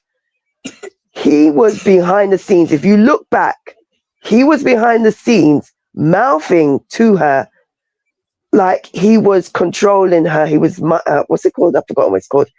He basically was, not mind meld, that's the Vulcan thing. But he was controlling her mind. And that's what people don't realize. That's what Donald Trump is. He plays the fool so that everybody doesn't suspect that he is what he is. Do you understand what I'm saying? Oh yeah, yeah. It's classic manipulation and deception. That's all that is. So you sit back in the cut. You kind of put people in and put it in people's ears. Put it in and understand that skill craft, that cunning wasn't just done over the last 10, 15 years. That was done throughout really his whole life. That's the same thing that you see with his family. That's the same thing. Hey, they've had this for generations. That's even what you saw with Donald Trump's father, and how he was a New York City construction developer, right? So You know, it's about how do you get people to play your game and then not really alarm folks, right? It's how do you how do you deal with the serpent? And a lot of people give more ear to the serpent because yes, sister Benetta, sister Bonnie has said yes, it's witchcraft and sorcery. It is. Mm-hmm. It is. Because why? Because well, listen to me, trust me, it's going to be great. Listen to me, trust me, it's going to be well. Then I want to listen to you, I want to trust you, but how is it going to be great? What are the mechanisms for it to be great? What are the mechanisms for it to be huge? Well, we're going to do X, Y, and Z. Well, I can't tell you how we're going to do it just yet. Well, why can't you? Because you're not going to like how I'm going to do it. You're not going to like how I'm going to do this. You're not going to like how these, what do they say? These eggs get cracked so the cake can be made.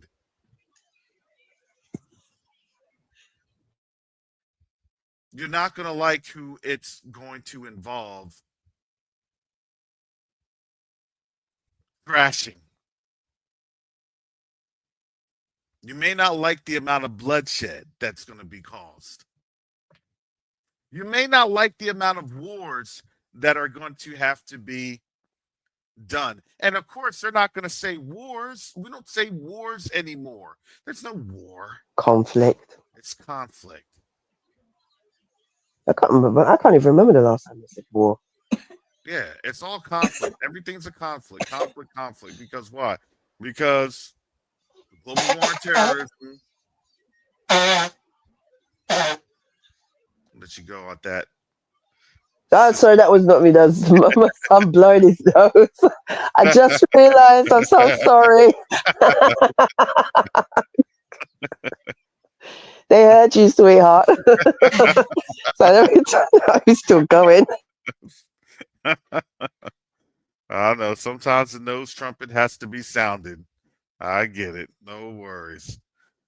But that is where we see the situation unfolding, because if you're now someone that's living outside of the United States and you're asking the question, what does that mean that America is going to be great again? How is that going to work? And what type of deceptive tactics are going to be utilized in terms of things being overthrown? And everybody knows here. I'm sorry, I don't have to go on out there and put that on blast. Folks know that enemy number one is sitting there on the continent for the United States. Mm-hmm. So that's why I said, family, you have to pray for Ibrahim Traore. Pray for him. Pray for him. Pray for his people.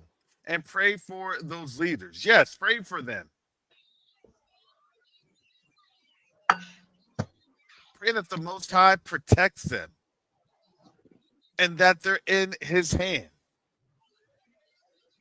And I believe, this is my personal opinion, I believe that nothing's going to happen to them, because I believe that season of judgment that had been on us is not there anymore.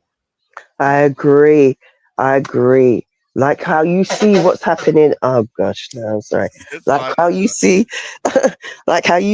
what's happening in the Sahara Desert. Mm-hmm.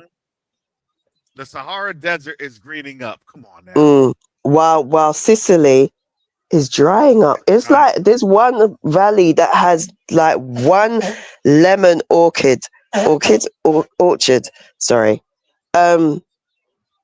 One lemon tree in that whole place. Is just everywhere else is dry. That's to be honest with you, I'm not even gonna lie. I'm like, that's a waste. Oh my gosh. I do like Sicilian lemons. They're so nice. Lemons and oranges. They have good olive oil. I'm just saying. They do. Oh my gosh. I would have liked for at least something. I would have liked, I don't know if Garth remembers when we were like talking about parting up Europe and saying like, one of our friends was like, yeah, I'm going to have the south of France. Somebody said, I said, I want Italy. Just give me Italy. I want Italy and Sicily. I want that. Somebody went into south of France and Spain. But yeah, I was hoping to just have a little something. I don't want, look, they can keep this country. I don't want it. It's good for nothing. So let me give you this one right here. This is from World Weather Attribution. I'm gonna put this link here in the chat. Got to give you those links that I share. All right. Peer-reviewed research. Okay. Interesting. Climate change, key driver of extreme drought and water scarce Sicily and Sardinia. Sicily and Sardinia, the two largest Italian islands, import centers of agriculture and tourism, have suffered from exceptionally low rainfall and very high temperatures over the last 12 months. This has been going on. So they may have had a drought, but that drought is still continuing. It is. Oh, and the Balkans was also flooded as well.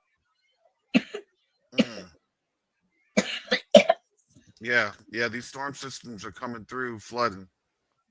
Speaking of flooding, What, Spain? no, Florida's still at major flood stage, even around my area. Still at major flood stage. And guess what? There's about to be a boomerang. They don't know if it's going to hit as a hurricane or a very high tropical storm. No matter how it hits, it's actually hitting over the areas that have gotten a lot of the rain from Milton. So Sarah is getting ready to form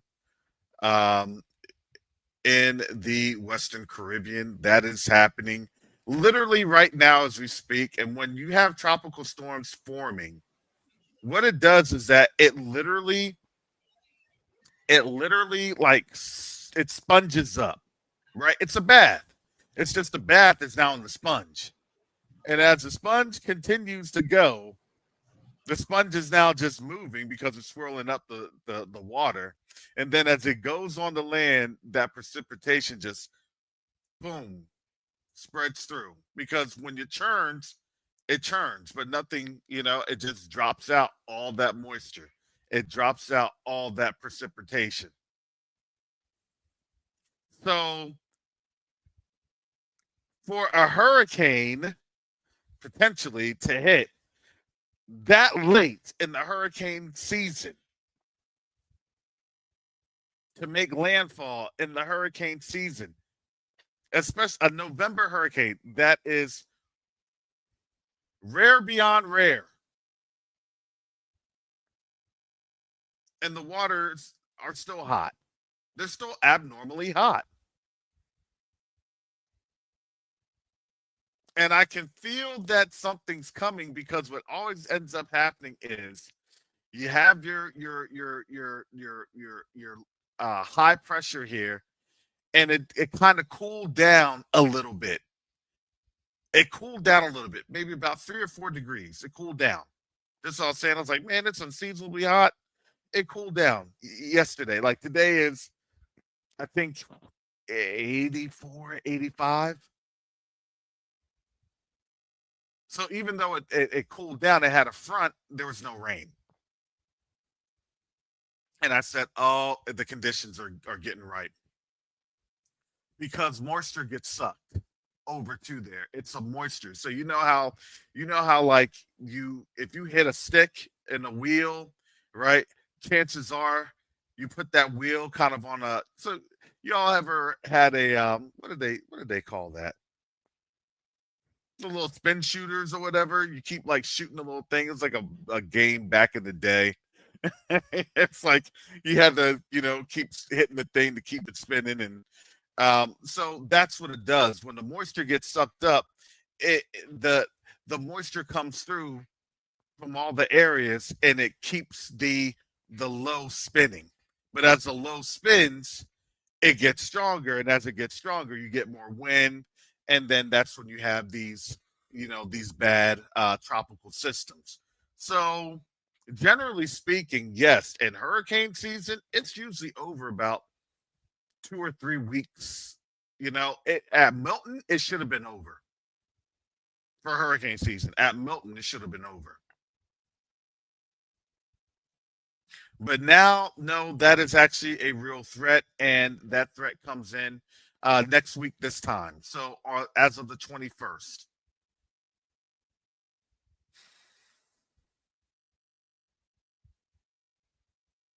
And so, yes, what is that climate change doing?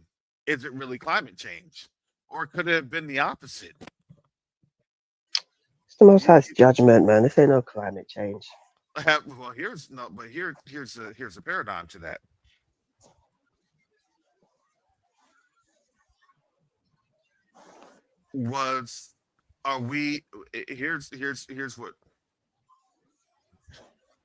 Here's what I want people. I want us to start thinking about this and understanding this.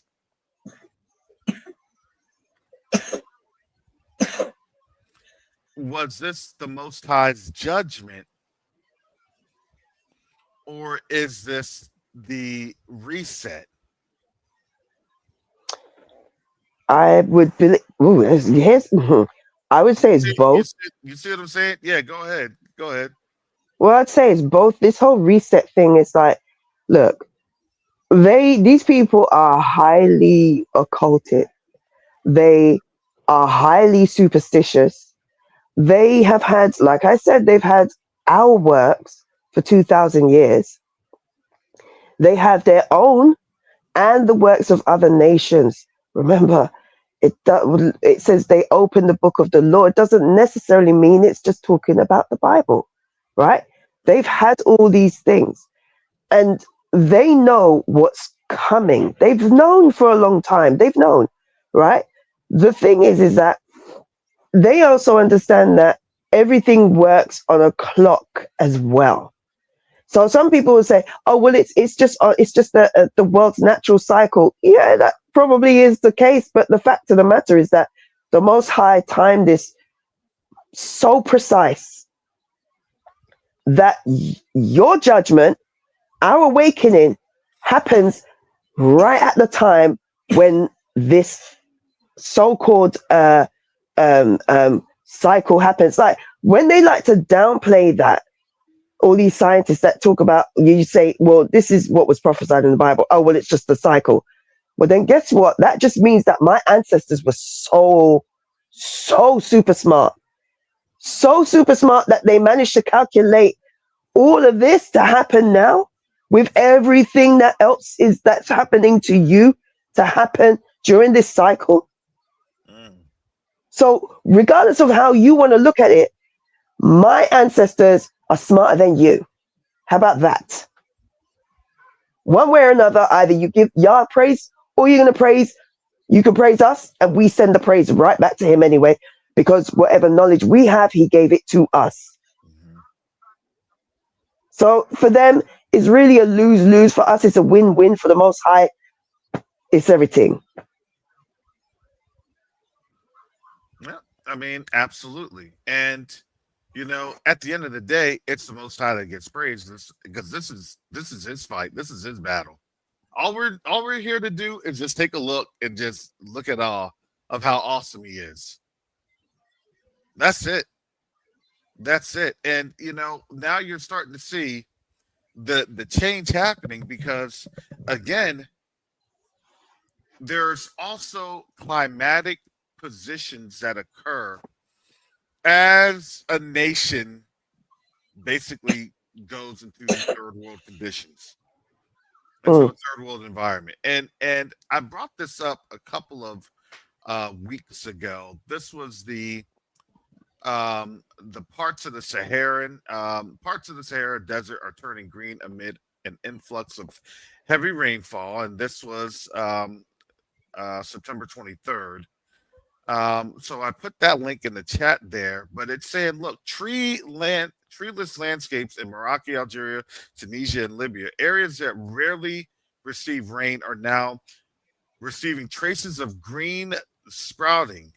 Right, this place is starting to sprout up. Things are starting to come to life, and we think, oh, it may not. No, it can come to life very quickly. Well, remember I said Very to you the quickly. other day that it's the only land on this earth that replenishes itself. Mm-hmm. And remember that if you scroll back up, you'll see the country that we're talking about they had the nerve and the audacity when they started doing their little agricultural fix up, whatever. Started saying, "Look, we're fulfilling prophecy." I'm like, yeah, sure, whatever. And that was even before I woke up.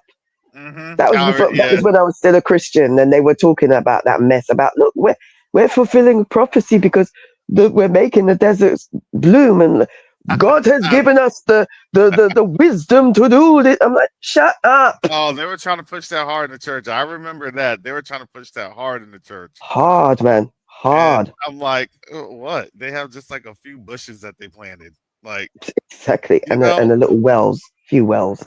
Mm-hmm. But this is the thing on that one. It says when you get these really exceptional rainfall events, the dunes become these just incredibly verdant and flowered fields where the plants will just grow, will just instantly grow. Wait a second, come on, stop. We'll just you said grow. I was like, hold on, I think you just skipped a whole word right there. Instantly. You see that on Fast Time when you watch seeds sprouting out. I'm like, woo. I didn't say this. This was from a D. Menacall in a 2012 paper that he had authored. And this is from 2012?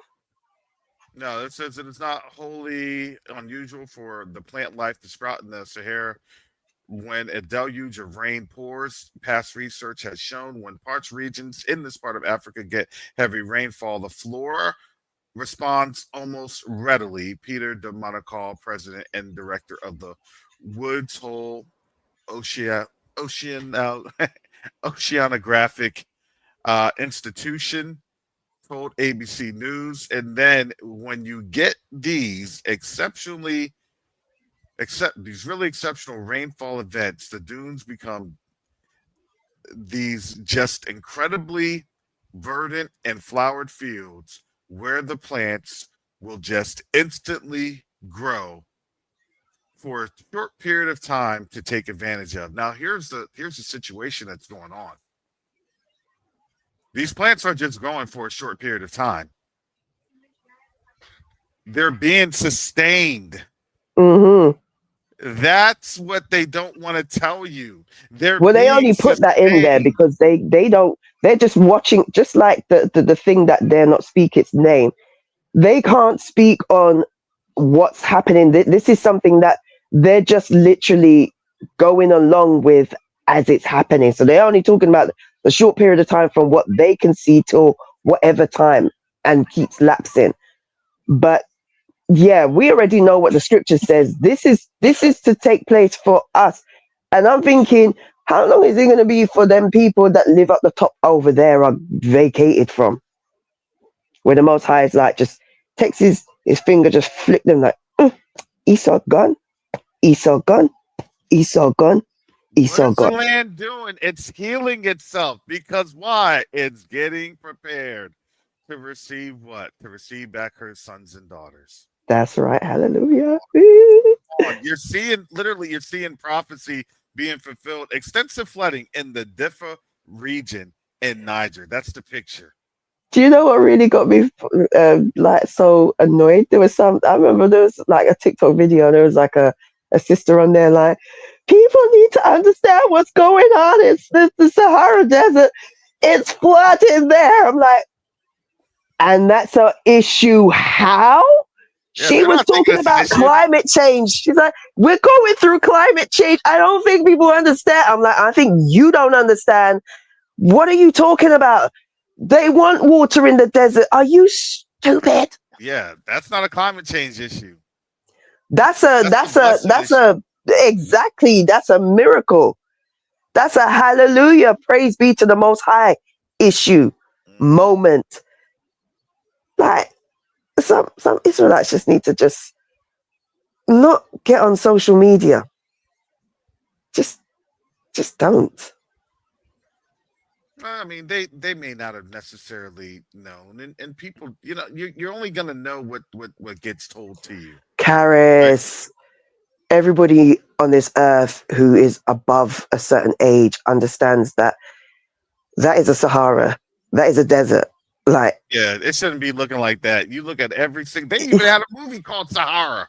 Exactly. You know that if there's water in the desert, like how many times people are like, you see films where they're like, oh, I see an oasis. They're begging for water there. Why would you, in your mind of minds, think that flooding in the Sahara Desert when there's just copious amounts of sand, you think somehow that's a problem?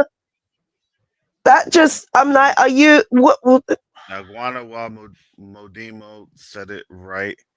Water in the Sahara means weather disaster for them. Don't play with Yahuwah. Exactly. It's a shift.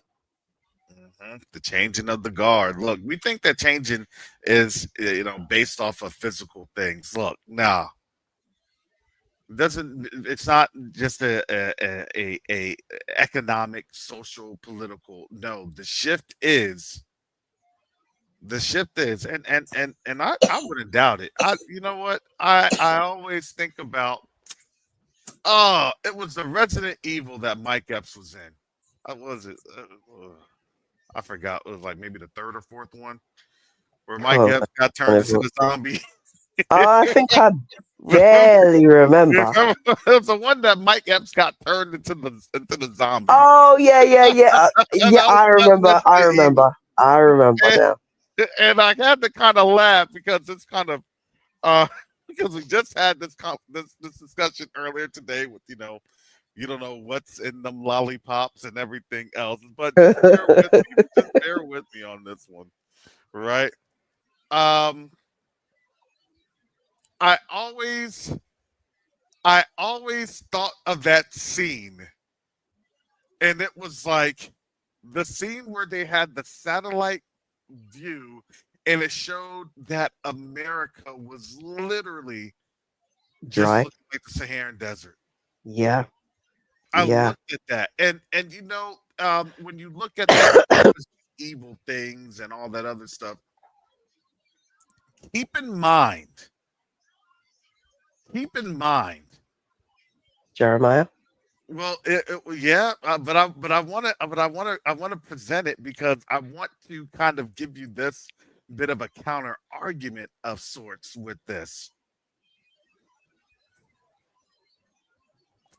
Keep in mind that the T virus had been introduced, I think, at that time for like less than 3 or 4 years, right? You still had things that were still relatively, you could still drive vehicles, find vehicles, things were still maintained. And you understand that when, especially with the wear and tear, vehicles will not be maintained like that because obviously, i.e., parts will not be readily available, right? That's just kind of how that goes. No more Amazon either. Yeah, exactly. No more Amazon, no more deliveries. Look, your supply chain is gone. It is. But when I had looked at that, and you see it, and it's like, man, my mind was, I can see that happening. Even that was way before I was. I got something to add to you for that, for Europe. Yep, and Europe was under that too. It was, and then they had to find Alice, which was the main character, the palm colored lady living out in the desert, getting Yeah. attacked by zombies. Oh my goodness.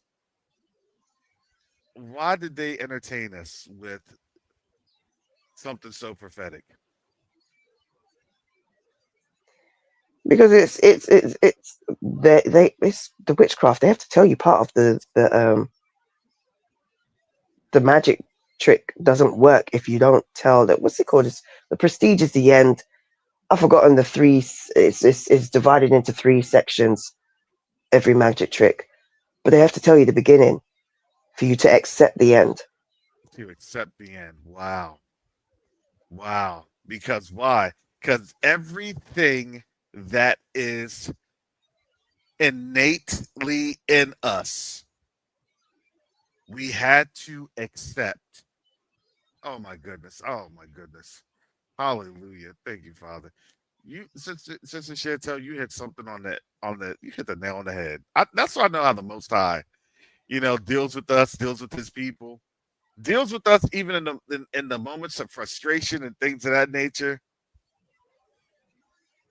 Because understand, our frustrations of when we're doing things, our frustrations of when we're going through things, situations, events, circumstances. We're going through something because we have to reflect on what covenant we had made with that particular idea, circumstance, you name it. There's a covenant to it. Mm-hmm. And the Most High has to get us out of that covenant.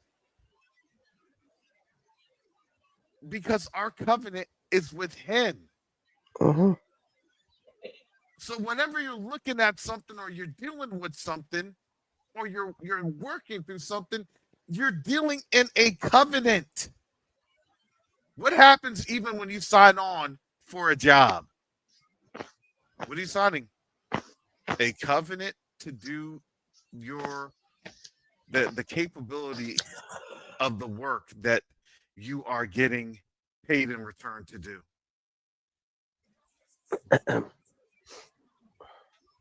The same thing. Look, even how we move, even how we walk, even how we talk, it's a covenant. This land for them is a covenant. You're right, Team Truth. Wow.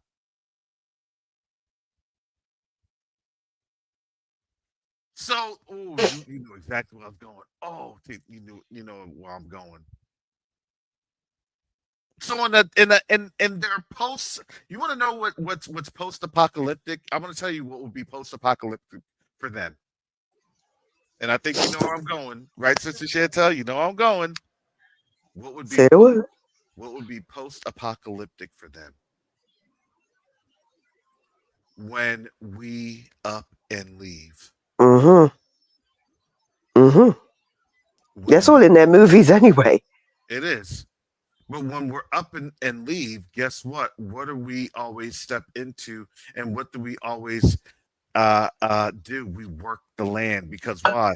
Because the land is always fertile. It always produces fruit. Wherever we go. Wherever Look, we go. I want to say something. Here's another big one. Here's another big one. Here's a shocker one. Here's a shocker one. Remember, understand, they've always said that they've never been able to produce what they produced with us in captivity. No, they haven't. Why is that? Why is that? I'm going to tell you this. They weren't blessed. No. It was something even more profound. I'm going to tell you this. It was something even more profound. Tell me.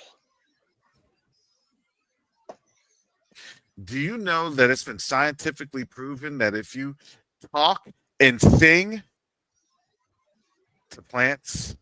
Oh, yeah. Yeah. What were we doing out in the fields? What were our ancestors doing in the field? Singing. We were singing and talking. Wade in the water. We were interacting with the agriculture. We were interacting with the life because we brought life, and the life was doing what? Producing its fruit, but we couldn't partake of it. Do you know why? Because we are his children. And how did he manifest everything into existence? He spoke that word. God spoke, speaking the word. Life. Hallelujah. I wanted to say something. I don't know about you, but I'm real shook in this chair right here. Just I got that shiver. I got that chill. Yeah, it's all about that frequency. It's all about that word. It's like it was Judah. That's why when I get annoyed when people keep saying like the 12 tribes were scattered. No, they weren't. When people say that, it shows a lack of.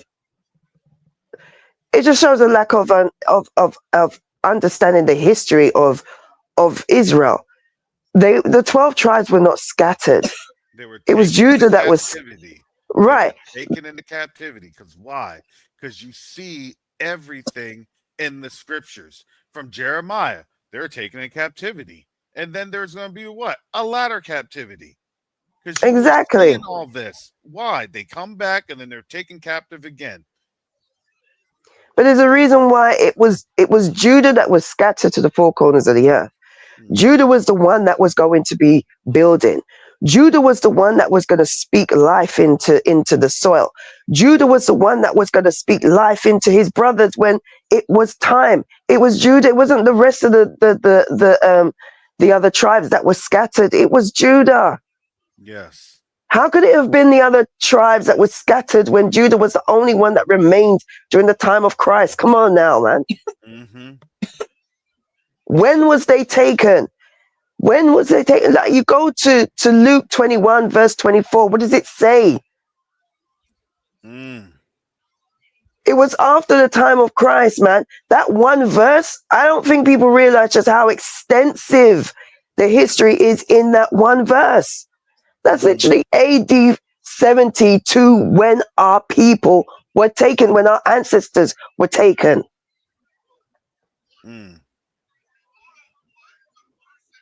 That's almost 1,000 years of history in that one little verse, in verse 24 right there.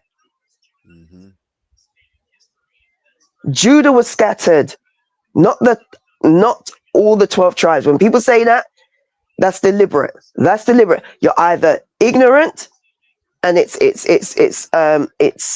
you know, you're not fully understanding of what the situation is and what the Bible says. Fine. Or it's willful and you're doing it on purpose. It is another form of deception, which is another form of witchcraft. You're telling lie upon people. Well, they were oppressed. We're all oppressed together, right? There was a scattering that happened, and I would say the scattering had happened, right? And a spiritual scattering. People can still be spiritually scattered, but no, I agree. I agree. You know, located. So yeah, on the continent, they are located still on the continent, but they're still spiritually scattered, right? They're still spiritually separated. Or you can be scattered on the continent, and you can be scattered in the nations around. But it was only Judah that was scattered to the 12. I mean, to the four corners. Yeah, there was a physical scattering of us to the four corners on the, you know, and I want to understand in terms of the geolocation or the location reference, right? You still had a scattering amongst their people because why? Because they all did what they all wanted to do, right? They all went to their own ways. That's exactly what the word says. And it happened over a period of time from the time of Nebuchadnezzar as well, all the time of the Assyrians. So the 12 tribes, in essence, were scattered to a certain degree, but it was only around a certain particular region. They weren't scattered everywhere. And the scattering that happened wasn't it was nothing that was prophesied that was to happen to Judah. There was going to be a massive distinction. Look, the crown and the scepter was taken. as Judah being taken. It wasn't going to be the other tribes. The crown and the scepter was taken. Look, if you take somebody's crown, if you take a king's crown and scepter, that means he's no longer king. Well, You've ripped away his power. Well, so what is you've that taken power? over, but you know, What have we said? What is that power? Our power has always been what? Our voice. a voice. It's our voices. Because why? Because what I just said today, this morning, I had to make sure that I did not grumble. I did not say, Father, oh, look how bad this thing is. Because why? Because I'm giving power to the circumstance and I'm not giving power to the Most High. Because it's the Most High that can change any situation that we are in. Can I just say something? Yeah. There's sorry, this is to address scattered abroad means over waters, yes, but there's also waters in Africa. Africa is a lot huger than people think. Yeah, you've got you've exactly, it has so many tributaries, so many, right? Mm-hmm. And then you've also got the surrounding regions. You've got like what they want to call the so-called Middle East. Yes, you have those, but it's not talking about the four corners. There's a big distinction. Well, here's the thing that I always that I have to think about. What if what we're seeing is, in terms of the continent, in terms of Africa, that's just the result of the curse, and there was actually more water that was there in the continent because the Most High already said that He was going to dry up the waters. I believe there was actually. I believe the Sahara Desert was the river Nile, the Nile River was a lot wider than it is today. Mm-hmm. I mean, even when you look at the structure of the what's it called, the pyramid underneath, it was a lot higher. It was a lot wider. The river was a lot wider because, I mean, most of us understand that that was never a tomb. It is a piece of machinery. We're looking at an ancient piece of technology that was using hydropower, and it was tapping into that. So what I'm saying by that is that the Nile River was a lot wider, was a lot higher, and then you had why are they finding whole bones of whales in the Sahara Desert? Creatures that shouldn't be there but are there. Well, some people could say, I would always like to argue, what is it? What historical documents do they have that actually showed what the continent looked like? You see what I'm saying? What is it that looks like? Because I would like to see what their cartographers, their ancient, map makers were doing. Yeah. And, I look at it like this. We may not ever get that in the lifetime or in this lifetime, but it is going to come back, right? That's, it will. The scripture says what the glory of the knowledge of Yahuwah shall fill the earth. So understand there, when they say or they try to not provide the information, and it comes out in bits and pieces, and it comes out and historical books that cost hundreds of thousands of dollars. Well, what are they trying to do? They're trying to limit or reduce that knowledge because they know it's going to come out. They just don't want it to come out wherever how they can. I was just going to say, I agree with what Richard Long says as well. Atlantis was in the Sahara. I agree. I do believe that as well. I just think that you just been watching too much Atlantis TV series. That's what I think. No, that's not what that is. All right, that's not what that is. All right, there, Teal'c. No, just actually, Teal'c was not in Atlantis. I mean, he visited, but that wasn't him. That was actually what's his face? What's his name? The one that was married to Lisa Bonet. Aquaman. Oh yeah, I forgot his name. Yeah, he had locks. In that, I forgot the character's name, but yeah. Ronan Dax. Yeah, that's right. That's right. But let me go here because this is a big one. We've had California fires that has, it's dominated the news cycle. But here is something that is actually very strange, especially for, our brothers and sisters in the Northeast of the United States. And it says this. This is from AP News. Dozens of fires still burn in U.S. Northeast, but California fire is under relative control. And here we are. This is the image provided by New Jersey Department of Environmental Protection shows the wildlife fire in Jennings Creek, New Jersey. This was this weekend. It's still burning, by the way. They have a poor understanding of what it means to control. You can't control fire. I'm sorry. The fire will burn until it's ready to be, done. Well, let me explain this because and what's going on. This isn't just New Jersey. This is the Northeast because you now have fires in Connecticut and Massachusetts, and you even have some fires going on in New York. And what? So, yes, yeah. Garth, are you right, bro? Yeah, that's what. Well, understand. I don't know if Garth wants to go on. I don't want to be telling Garth all his business. So, if Garth wants to jump on in, I'll share this with Garth. Send up a smoke signal, Garth. But you when that happens, you do have overloads on the grid. You have overloads on the grid, especially the electrical grid, because that does start to disturb your infrastructure capabilities, because fires burn somewhere and they'll burn through electrical cables and things of that nature. So yeah, so that's I don't think they have any control of it. There was something I wanted to say from earlier, though, in regards to what you was talking about with America being dry, a dry wasteland. I was going to ask you, do you remember that film, what's it, Solomon Kane? It came out in 2006. It wasn't big, but it was like a...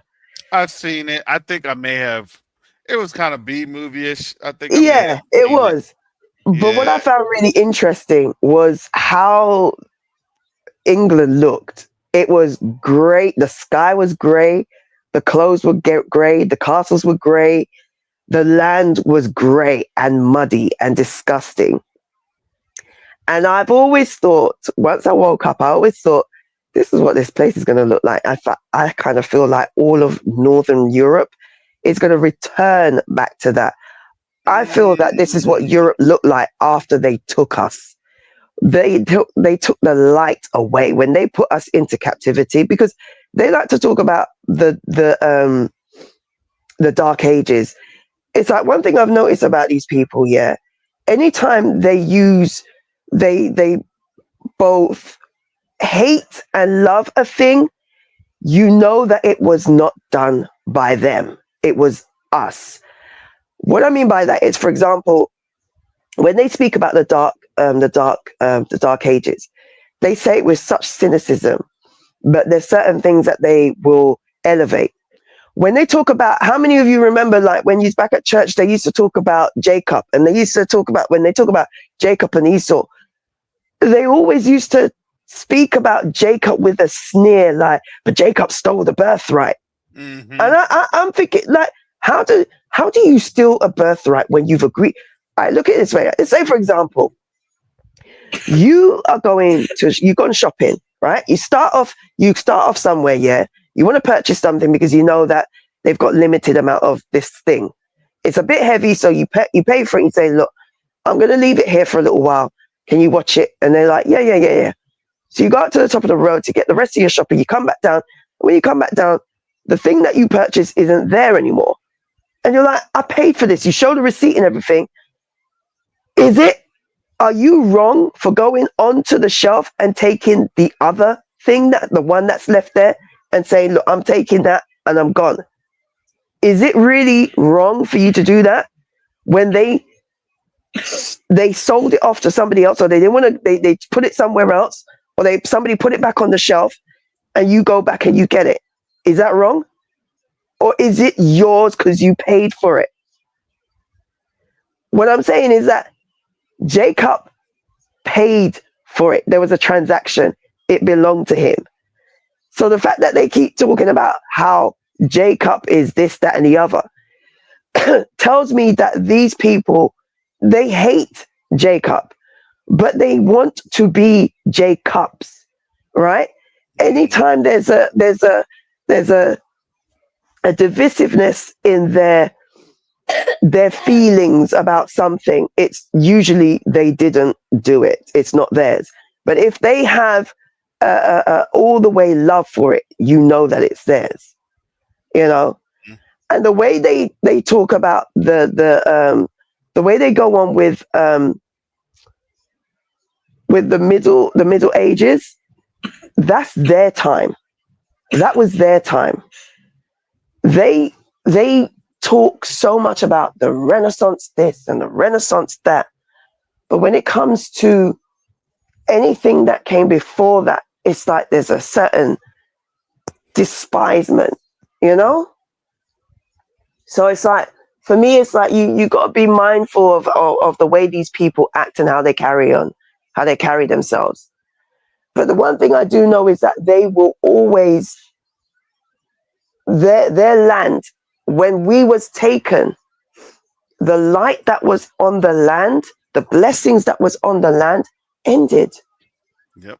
It's like light and nourishment left. The same way you're seeing that. When you look at Spain, how does it look to you? It looks dry, mucky, right? Yep. And it's dry. Mucky, it's dry. Mm-hmm. When you watch Solomon Kane, that's how Europe, Northern Europe especially, is going to start to look. But that's what I wanted to. That's what I wanted to. You nailed it on the head, Sister Chantel. That's what I was trying to say. Even the word says, look, if they don't bring their offering, then what happens? Then their land will not have any rain. And they won't. I mean, you get what I mean. This is, wow, perpetual. You already know who's not going to be showing up. You already know those areas are not going to be showing up. The pride of their heart has deceived them. These are people who would rather cut their nose off despite their everything. Mm-hmm. Not all of them, because some of them will be like, "No, we're coming with you, please. We don't care if we have to serve in that capacity." Because some of them will actually understand. You know what? These people have never done anything to us.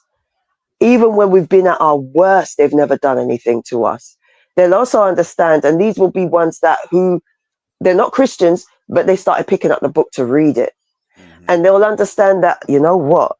Their God, and I'm using their terminology, their God has instructed them on how to teach people, how to treat people. They'll understand that. And they will also understand that, like the other guy that I was talking about said, we don't even like each other. They know that they've got no win. Like what were they doing before us? When they're quite happy to start talking about, well, we were slaves too. Tell the whole story, because not all of you were slaves or Slavs. The real Slavs weren't. Here's the thing, what they don't tell you. The people that they were trafficking was white women. The Slavs that they were trafficking was white women. They were after the blonde hair, blue eye. That's why there's this whole thing, because in that region, the majority of them had dark hair. It just was, it was. Right. Yeah, dark brown So when eyes. they came across blonde hair, blue eye, it was like, oh, when you see them talking about when you see King Kong and you see how they make our people look like, oh, build it. That was never us, that was them. But they put that on us. When we saw that, we knew what we were looking at. We went to Leviticus and we're like, no, it's okay, bye-bye. That's how we was. We understood more so then than we do now. That was them. They revered that. We didn't. Especially the ones that say they are but are not, but do lie. That's why whenever you see them, when they have their, especially when they're big in the entertainment industry and stuff like that, when you see their wives or girlfriends or whatever, they're always blonde hair, blue eye, young looking thing, because they were the ones that were doing that stuff before they became what they say they are but are not, but do lie. This is the history of the Slavs. So when you hear PC men talking about how, oh, well, you weren't the only ones that were slaves. Shut up, because it was you who was trafficking your own female, so move. That's why do you think they're so bothered? Some of them who voted what, and were like, oh my gosh, they're freaking out because they know their own history. And they know they are fully capably aware of what their men are capable of. Well, that's why they're now going to do CRT on a national level here in the United States. So that is part of, going into the final inquisition. That's us. This is the changing of the guard. This is the changing of their guard, family. The final inquisition. If you didn't know that you've been through an inquisition before, if you didn't know that this was part of the inquisition, if you didn't know that this was the unrest because we had awakened and now it's going to be Inquisition now 3 or 4.0. That's it. Our awakening has consequences. It had consequences.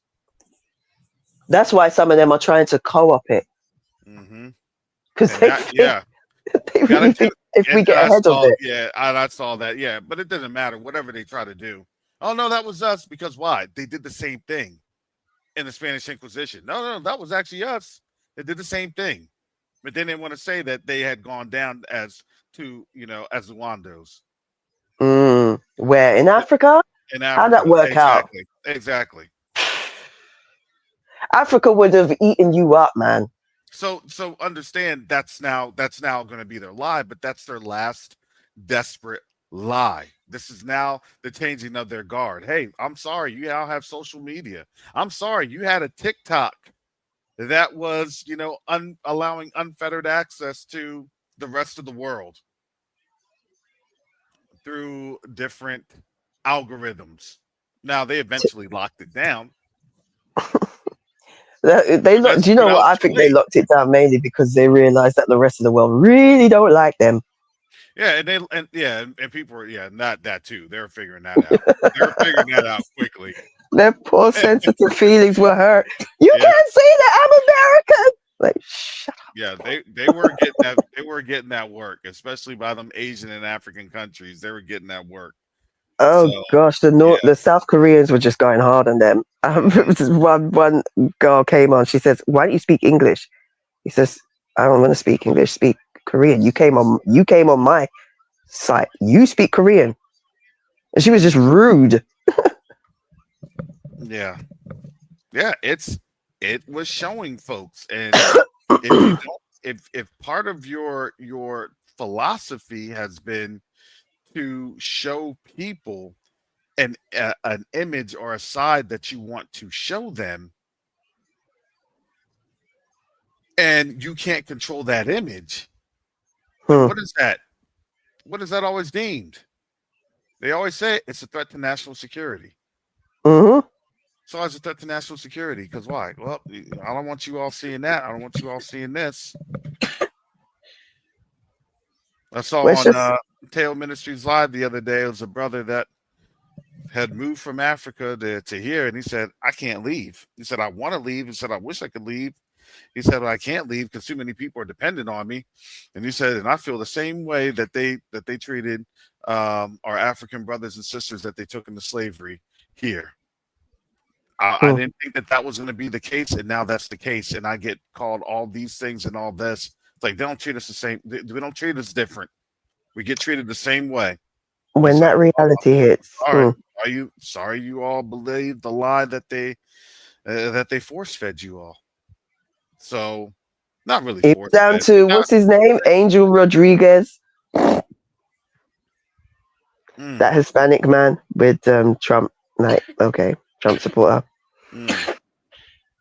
Well, I haven't seen not one black Trump supporter or minstrel get appointed to a cabinet level position yet. And you will see none. And it's been over. I mean, for real, it's been over a week. I'm just wondering. They've done they've served their purpose. That is the mindset. Yep. They serve their purpose. You've seen the Indians. That just goes to show you who they think of as people of color. They don't think of you all. Well, he's kind of black. I mean, he's blacker than even most black people. See? See, we're diverse. We're diverse. See? Y'all, I already knew that okie doke was coming. I already saw that okie doke coming. We all saw that okie doke coming. Whatever happened to that Indian guy? Ramaswamy. He is now working with Elon Musk. Oh, really? Department of Government. And the wheels keep spinning. Basically meaning they firing everybody. Everybody's getting fired. Well, if he's there, then yeah.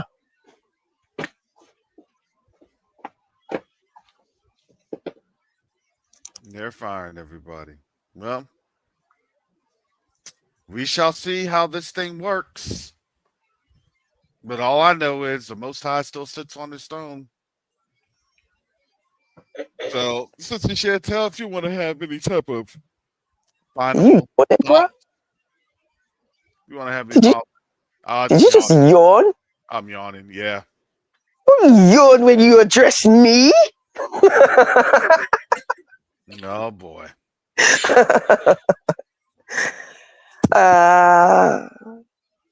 Thank you for having me on. I was expecting other people to be on to make me talk all this time, man. I was actually quite quiet at the beginning. I left you to actually do your show, which was quite good. But you was being merciful because I couldn't hackle it anymore. Like, my voice is almost gone. But I didn't even get a chance to say hi to everybody in the chat. It's sorry about that. Shalom and shalom again. Thank you for having me. And Garth, I hope you're okay. Send up some smoke signals. Let us know that you're cool. I just think I might be able to see them from here. So we got Garth out in New Jersey fighting fires. That's right, man. yeah, and he's doing such a wonderful job. That I don't have anything to say really. Just there's so much going on. It's just I'm done talking because my voice is about to croak out. So thank you, everybody, and I hope that everybody has a good Sabbath when it comes. I'll try and be listening tomorrow. What's tomorrow? It's today. What's today? It's Thursday today, isn't it? Yeah. Yeah. Gee, where's the time flying? Please tune in. Please tune in to Q2UA. You can tune on in the Q2UA. They'll have a great discussion posted. So join us on over there with the family. So thank you again, Sister Chantel. Thank you. Anyway, ciao. Bye, everybody. Shalom. All right. Shalom. Thank you, Sister Chantel. All right. So yeah, on Monday you can catch me over. I do Q2A special report. Q2A special report. Those are on Mondays over at Q2A. So yeah, family. If you all didn't know, I do now have a new Cash App. I had to, think smarter and not harder, and how this system works. So, if you'd like to support this channel, most high willing, it's COVAWK. You just have to add the one. COVAWK1. My COVAWK, I think it's still suspended. It's still shut down. It got me shut down.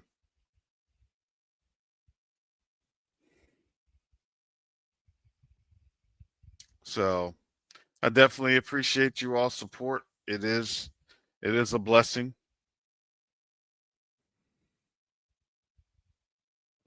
And please, family, please pray for QTOA and all the endeavors that we are working to undertake in the community.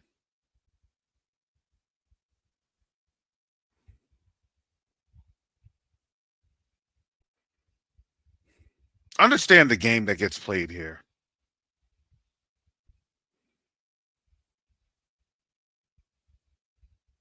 The game of you work as hard as you work to not just be qualified, but to be overly qualified.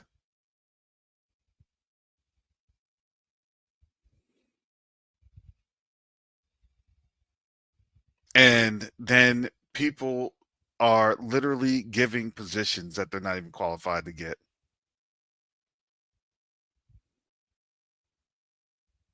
I'm not mad about what position he has. I'm not mad about that. I'm just mad about now you're seeing the social schema, the social construct.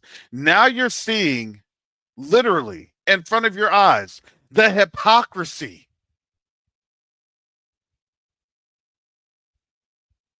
that goes on.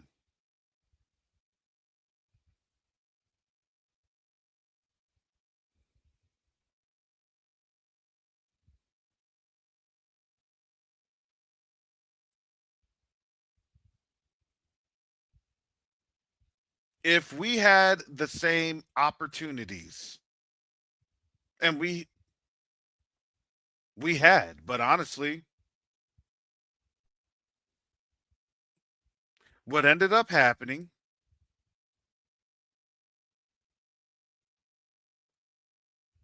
was that it was the position of the people. It was our people that got up in there. And then it was, hey, we don't do that, right? Right? No, of course you don't do it. See? And then you get fired. But wow, they actually did do exactly what they did. And then they wanted my voice to say that they didn't. And then I end up in the position that they said that they don't do.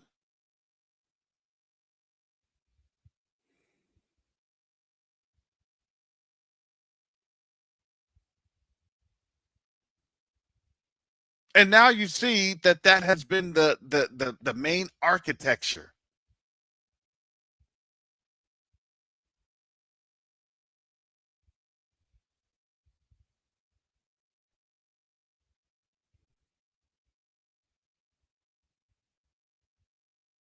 So yes, I do get up on in here and I do ask for support, family. I do.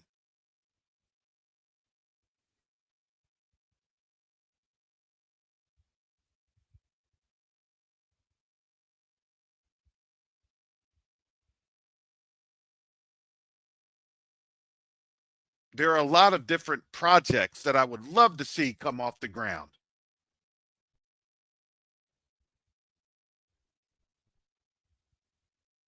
And it always is a humbling experience to say, family, I need your help. I need your support. Family, I need your help. I need your support. family, I'm really struggling. I need your help. I need your support. It's a humbling thing.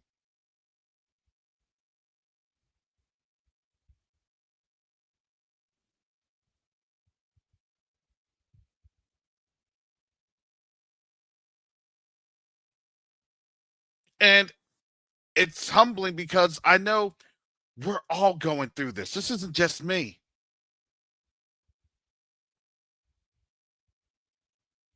I always ask the Most High, Father, why are we not allowed to get these endeavors done? So then we can start to create these jobs and these opportunities.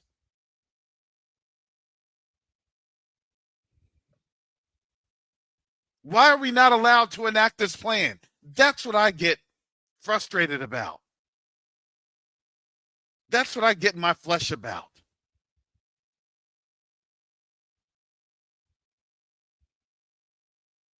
Father, what's keeping us from moving forward? Father, what is it? If I'm the reason, then Father, let me know. Make a way for me to get up on out of here so I can get out of the way.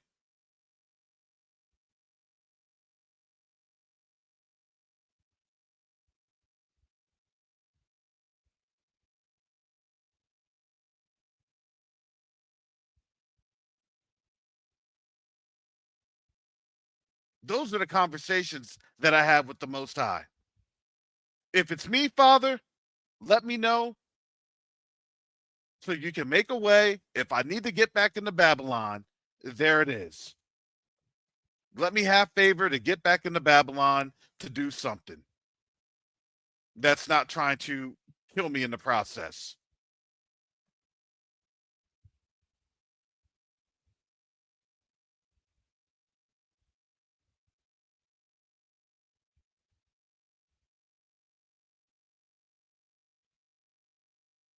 Because day in and day out, refining processes, refining workflows, providing strategic understanding, creating the infrastructure, especially organizational infrastructure. So when the blessing does come, it's not an if, but when the blessing does come, then we're able to operationalize that blessing so then we can do what we promised to do.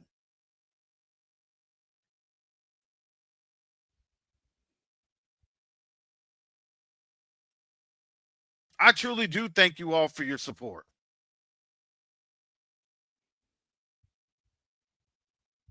I have a little space. I get it. I know.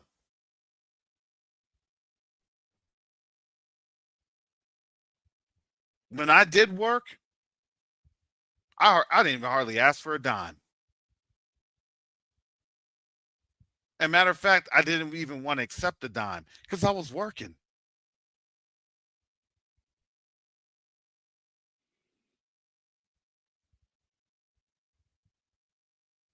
And that's literally been my prayer. Father, allow me to work so I don't have to ask for help from your people, from a people that you see are struggling. Father, I'm capable of getting a job. Please allow me to have a job that will provide for my needs.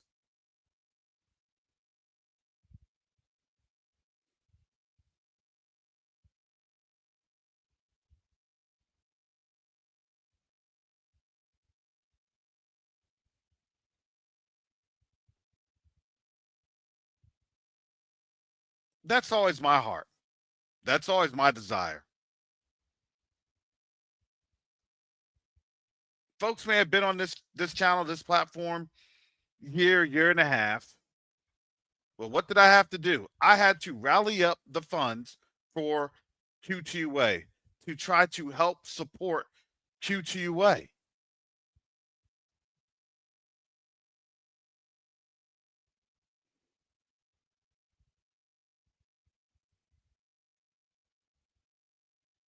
I wasn't comfortable with that. And I'm still not comfortable. To be comfortable promoting yourself.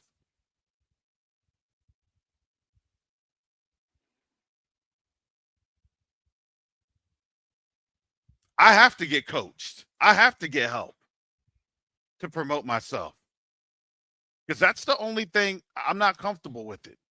I never said I was comfortable with it. Please come to a class December 3rd through the 5th. So you can get an understanding and a treasure trove of wealth that you're not going to get, because you're starting to see a nation literally on the decline because they don't know how to talk to anybody, because they don't know how to be empathetic with anybody. They only just see business, business, business, dollars, dollars, dollars, and they don't know how to be empathetic. I don't care. I just need to step all over you, get what I want, and at the end of the day, I don't care who I did. I don't care how you got offended. Hey, well, Jesus says it's good because Jesus wasn't that poor. He just chose to be poor. See?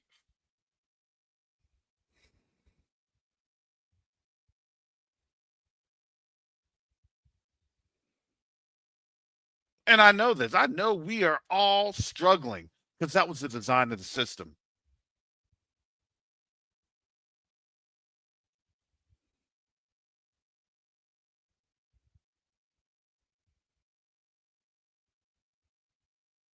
So, family, I would ask you this. This is my ask.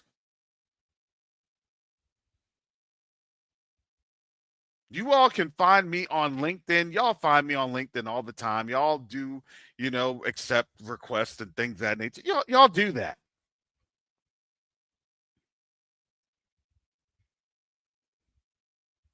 But family, I'm going to ask you this, especially in this drought. It's a season. Family, I would ask and I would request that you pray for me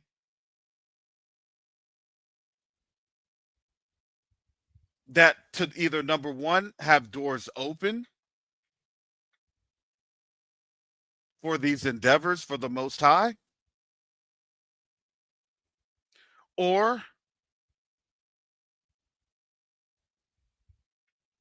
you pray for me to have a position to where I can continue to do everything that I've been doing.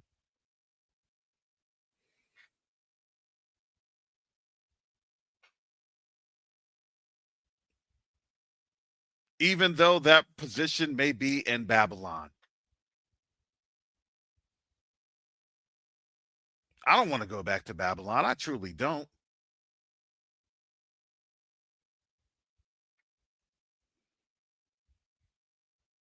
But let me tell you, Paul was also a tent maker.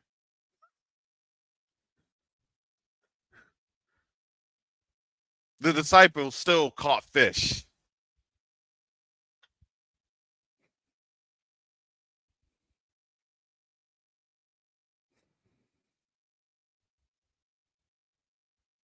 And that's how I've always lived in the realm of practical. Practical.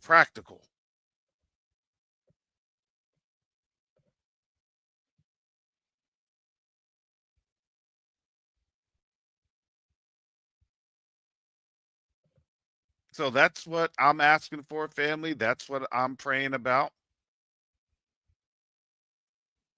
That's what I'm working on.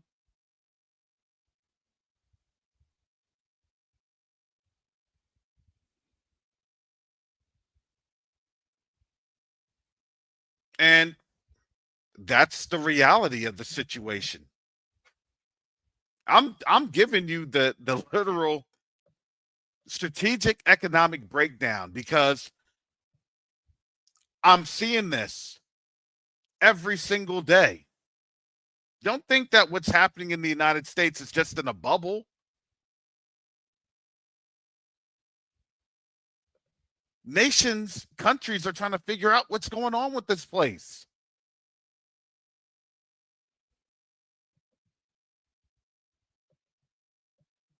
I would love to engage with you all. I would love to be doing this and that. I would love to get this thing started. I'd love to go through. Okay, that would be nice. But You're going through a difficult political environment transition.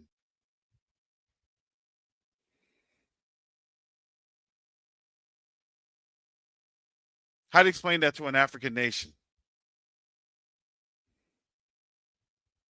We want to be able to get on out there, get you some resources. We want to be able to ship some equipment on out there, get this medical equipment going, get all that.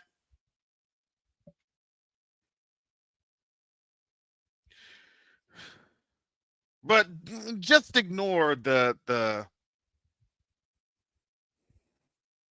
crazy political talk. Just ignore what people are saying and what Trump is saying. Just ignore that. Ignore all of it. Don't worry about it.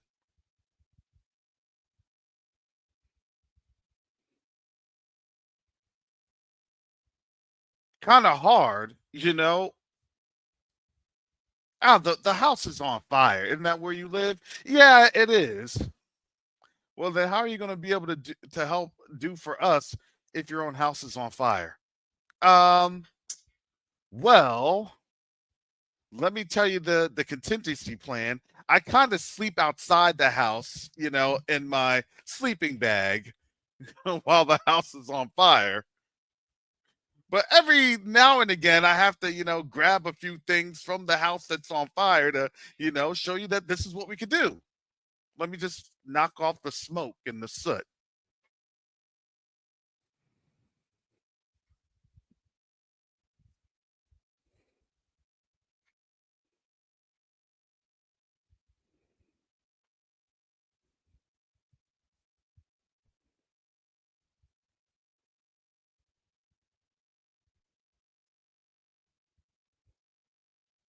So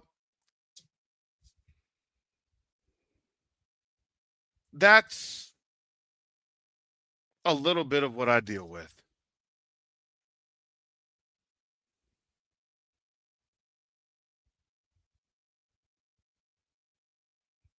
You can celebrate or denigrate. It is what it is. I see the comments, I read the comments. It is what it is.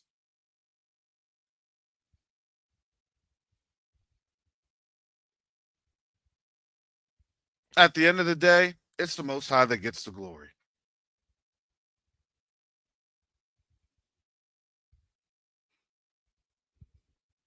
But I would ask and I'd pray.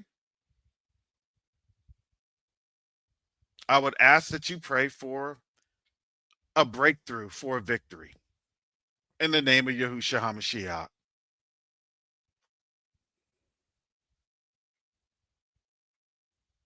And the prayers of the righteous, the prayers of his people, they are being heard by the Most High.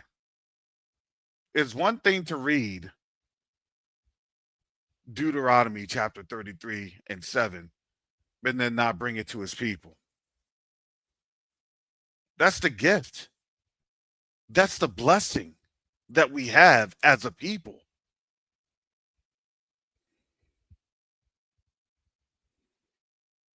Family, I know we're struggling. I know we're struggling. We're struggling all across the board.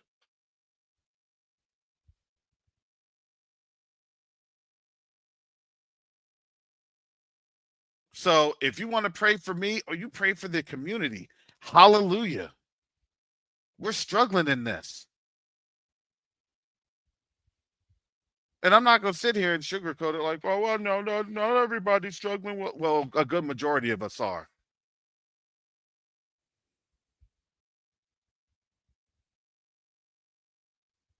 So we need breakthroughs.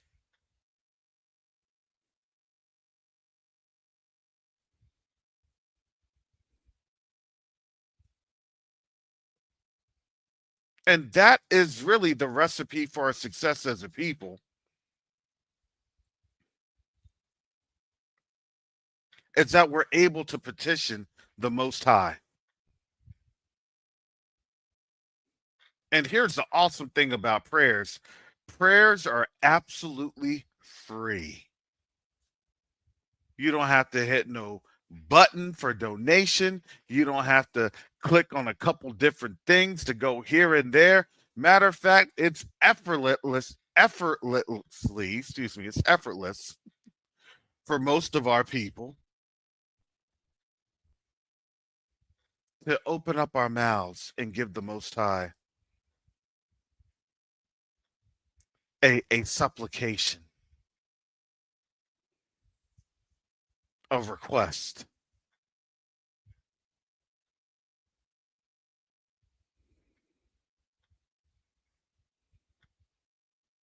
Yes, family, now's the time. I do need your prayers.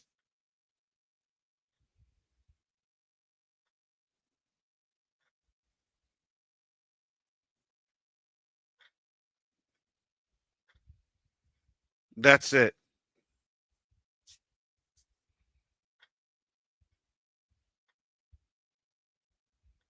And again, I appreciate it.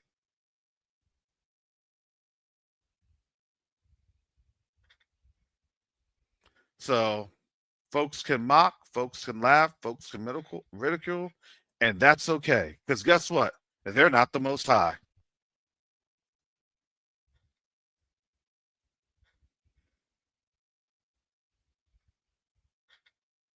Because I know how awesome of a father I serve. And I know there's always a learning situation here. It's always a learning situation.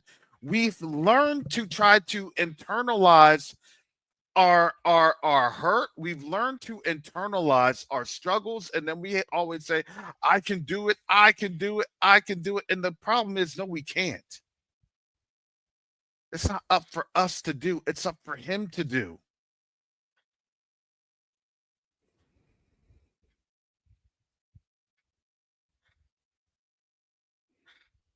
That's the one thing. You eat the meat and you spit out the bones in terms of what you had been exposed to in the modern Christian church. But let me tell you something.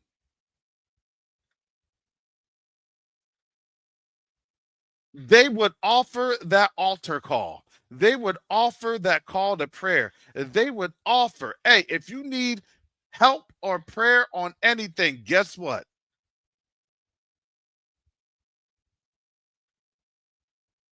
We have our pastors, associate pastors here. We have our deacons here. They'll tell you, come on up, get prayer. Come on up, get intercessory prayer. Come on up, and let's get these petitions on out to our Heavenly Father. What they say to Jesus.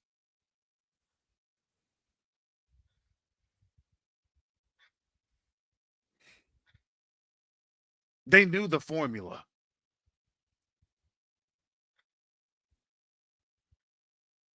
They knew the formula that you have to cry out.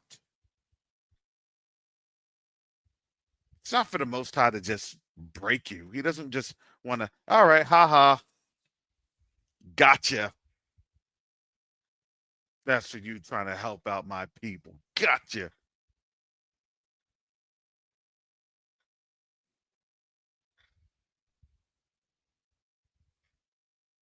No, it's for us, especially those that are here, like myself, that I know the roles and responsibility that the Most High has placed on me. And it's a big role and it's a big responsibility. But I also know one thing, and one thing only, that the Most High has instilled in me since I was born. It's to humble myself. You pay a price in humility. Man, I tell you, you pay a price.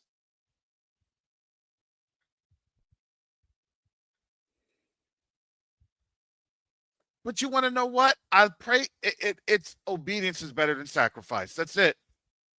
Father, I'm going to obey. I'm going to obey. I know what it means. I understand what it means. My flesh knows what it means. My eyes can see the circumstance. I know the impacts. I know it. But I am going to obey you.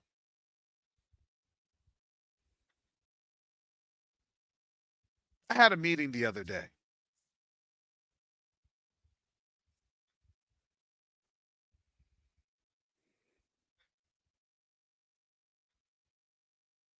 And this person was saying all the right things. He was saying giving all the right dispositions. But let me tell you something. When people say, you got rid of Mike. No. I work in a board.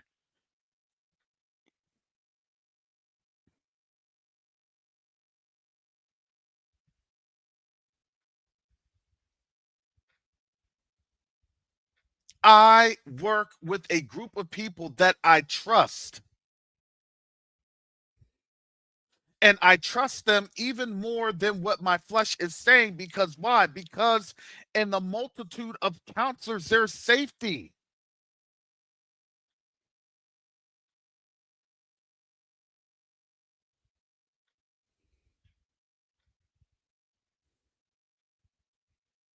In this relationship that was developed over literally about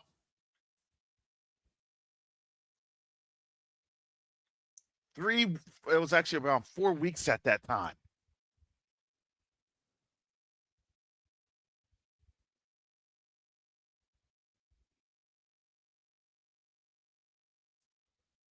My flesh, I was like, man, thank you, Father. This breakthrough's coming. This is that.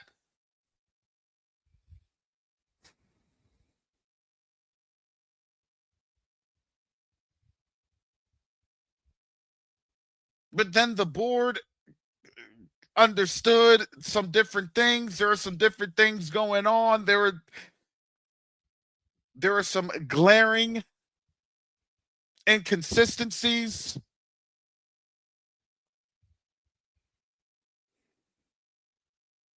And I was even thinking to myself, okay, Father, if every solution that is brought in front of us is terrible, then what am I doing here? That was in my heart.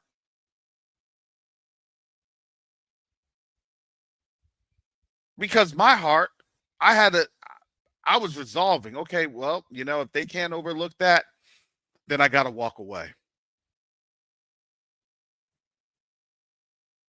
Because that was coming from my pride and that was coming from my flesh.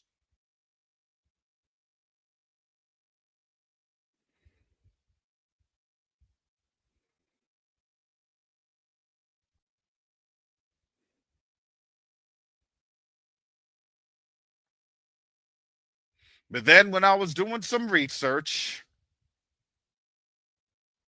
something had popped up with this brother's email domain. It all started with an email domain. And I said, that email domain is associated with this folks and it's associated with that folks. Let me tell you, family, no. We're on their radar. When I tell you, yeah, I get kicked out of YouTube, I'm going to be kicked out of YouTube because I'm on the radar.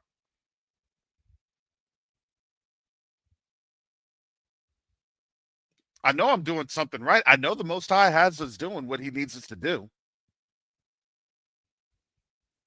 Because we're getting approached by people, hey, if you can't beat them, have them join you and let's find the sellouts.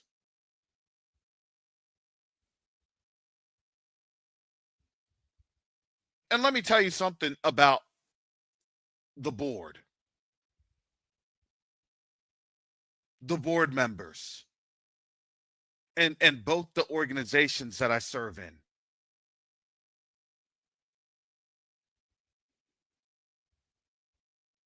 I'm not just out here I'm just willy-nilly doing my thing. Nope.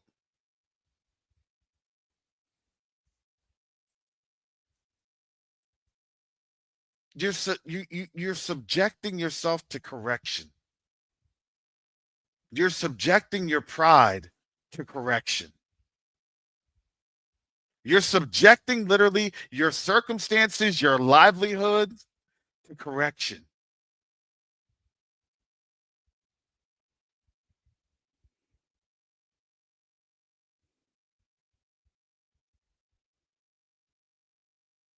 And when I saw that piece of material and information, it was Thursday night.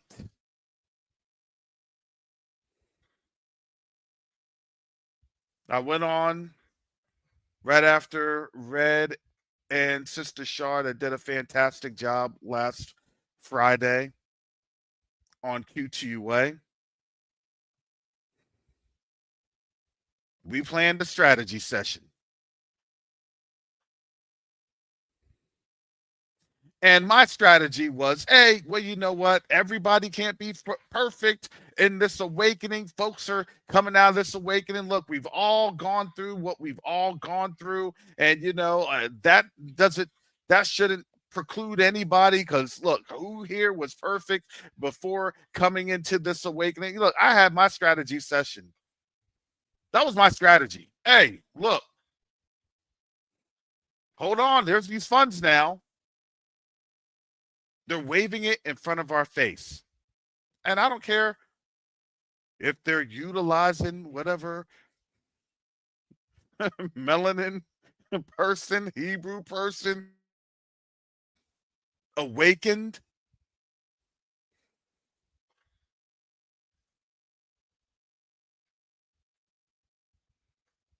But then the board said, wait a second, Brother Karras. Let's consider this.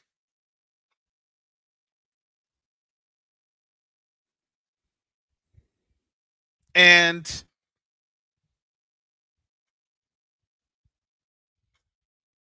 in that, I said, oh, man, this is going to open doors. This is going to do this. This is going to do that. We have another slowdown. We have another slowdown. I was always thinking about, the worst of the worst of the possibilities, man. We're okay. Because I'm sorry, our community needs a win.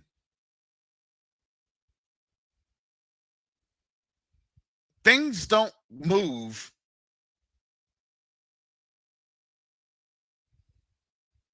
in that Eurocentric mind frame. Oh, I prayed about it and then it moved. Hallelujah. No. The Most High has us go through a process of how things are moving.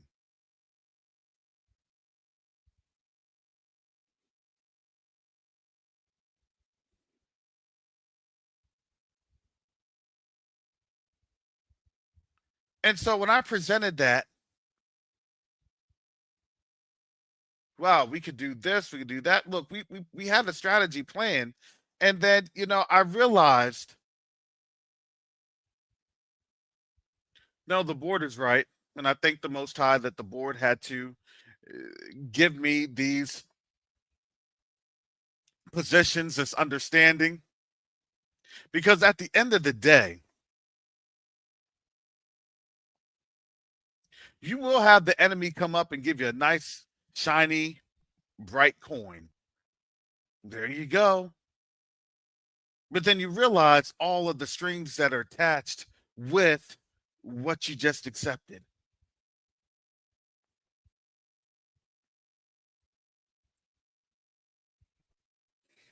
So they had to really work on that. Look, not all money is good money.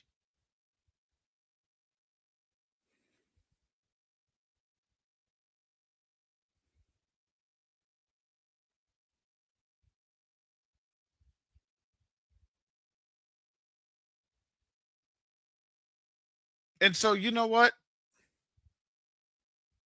I went through into that meeting and I did what I needed to do in terms of the strategic positioning.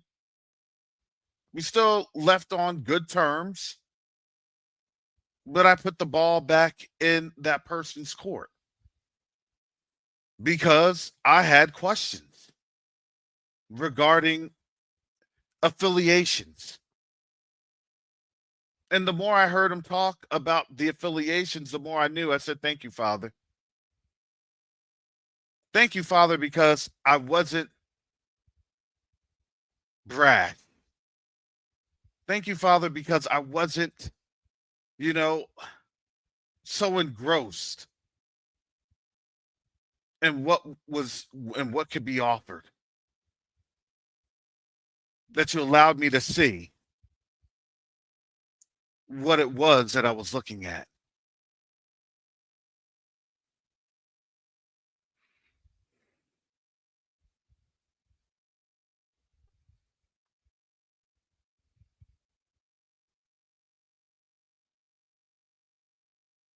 Now, I said, all right, well, Father,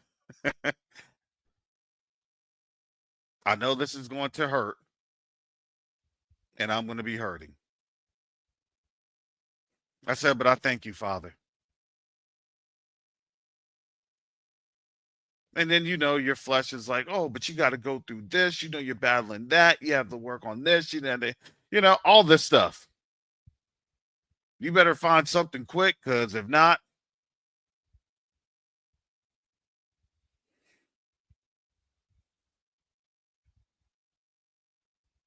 the child support does not stop.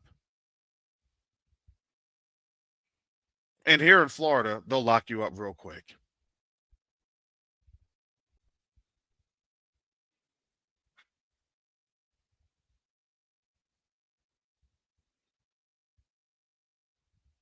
My dad was locked up for child support. And all I can pray is, Father, please don't have this be my legacy and my portion. I do want to work. I do want to have gainful income.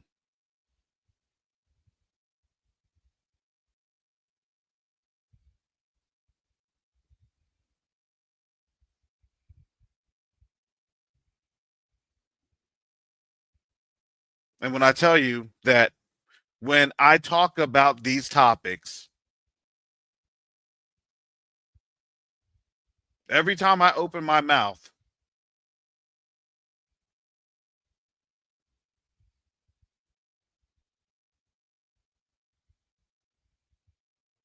I'm not favorable on LinkedIn.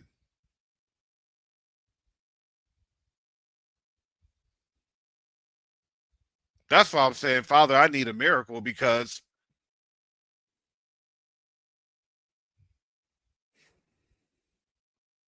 coming on out here, talking on this channel,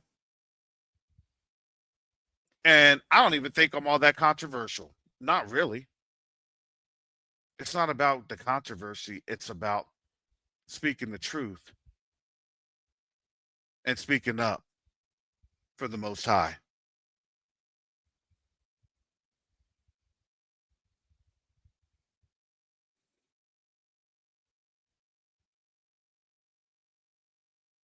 That's what that is.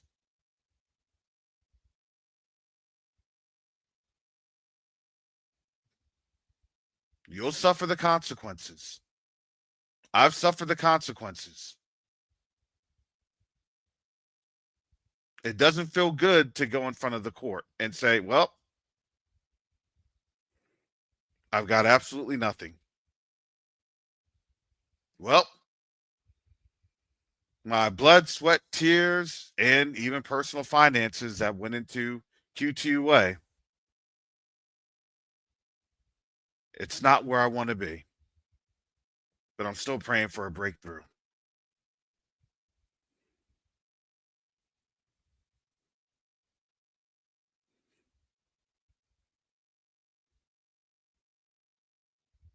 That is a fear of mine. That is a vulnerability of mine.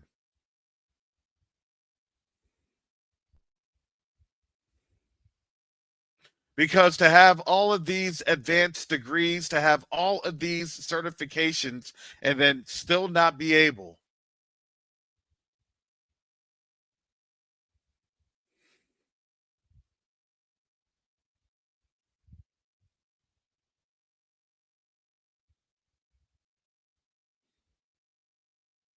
to be financially okay.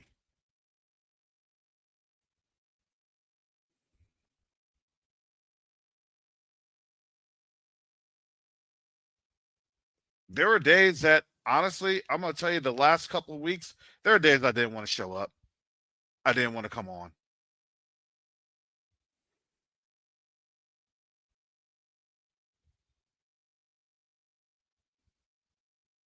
You think it's going to get any easier? It's absolutely not. It's not going to get easier for any one of us on these platforms. Unless you're an Officer Tatum or an Anthony Brian Logan. Yeah, if I started showing black folks getting deleted, you know what? My platform would be over 250,000 instantly.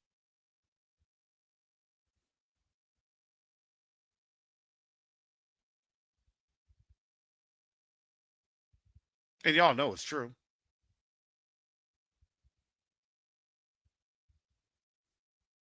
But again, this filthy lucre, it's not going to last.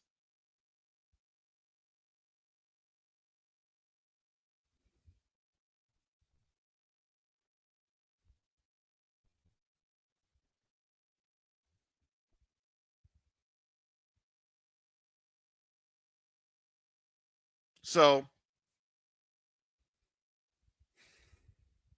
days like this, discussions like this,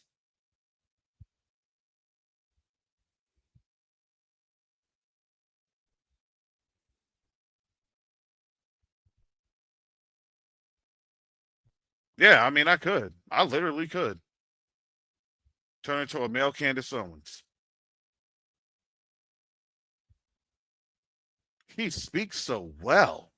He's so highly educated.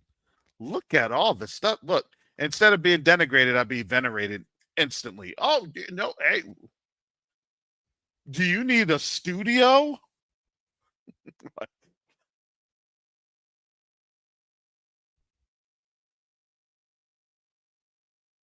But what does that look like after captivity?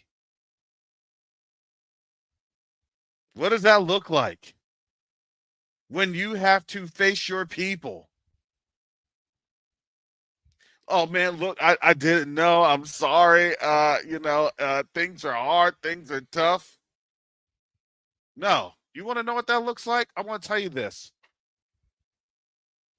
I'm here making it hard for the Don Lemons, the Candace Owens, the Officer Tatums, because why? Because you're gonna see me in captivity, out of captivity, and I'm gonna say, what did you do for our people?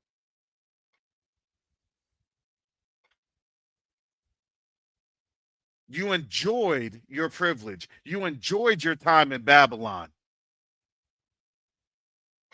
But we all had to do what we all had to do, right?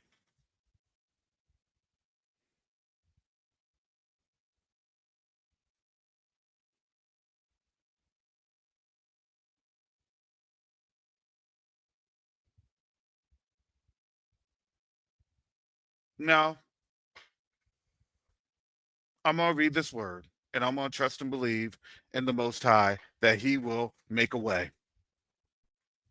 Even when things look impossible, He will make a way.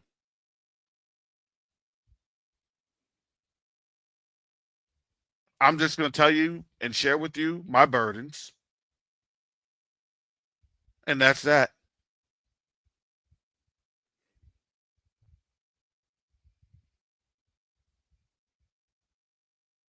You can support with a Cash App or a Zelle or however will work for you.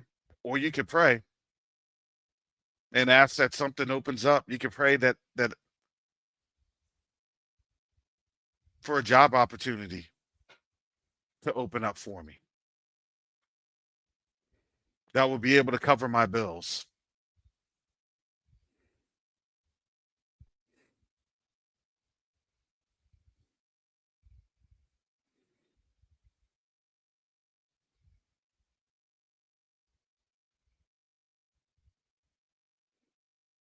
That will be able to cover my needs.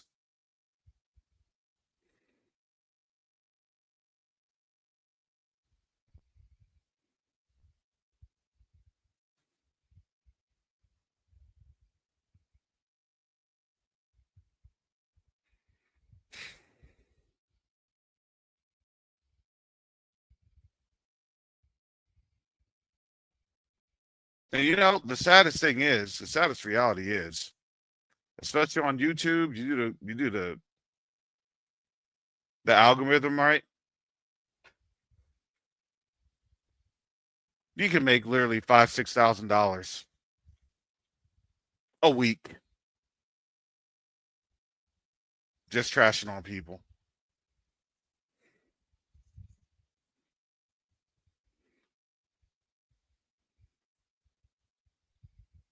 Especially trashing on your own people.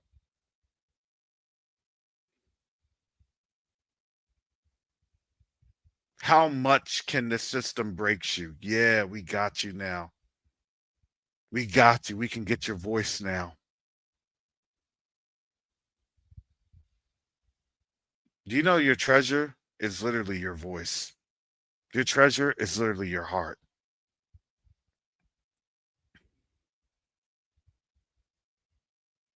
Your heart and your treasure, if it's not with the Most High,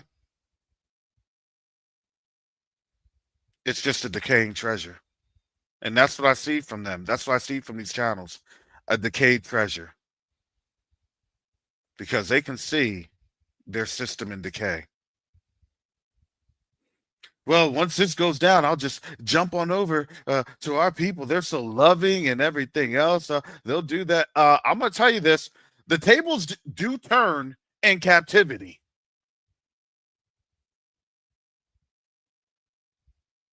Understand, I am fearful.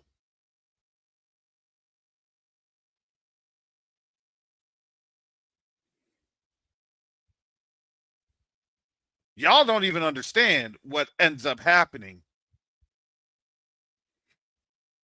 when people get liberated.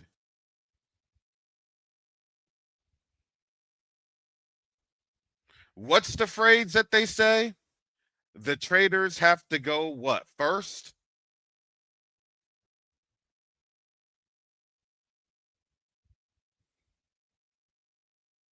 And that thing will be a complete rout. Did not Korah and his whole tent get swallowed up? That means his whole house got swallowed up? Stop.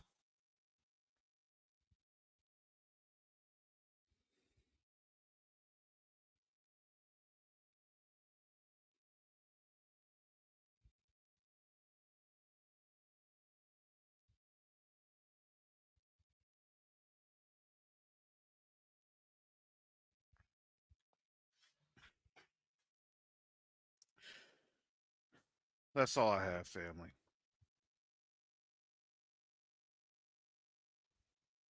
Again, I thank you all for your support. I thank you all for your prayers. I thank you all for being able to buy me a cup of coffee.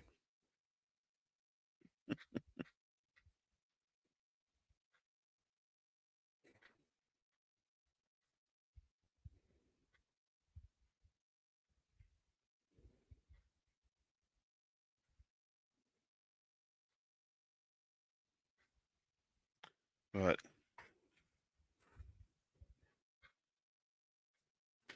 I just pray that I don't falter. I don't grow weary. That's the only thing I can do.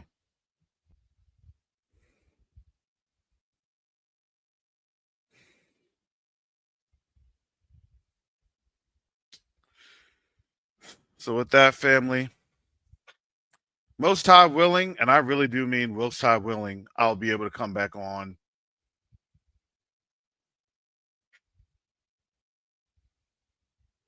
Tuesday.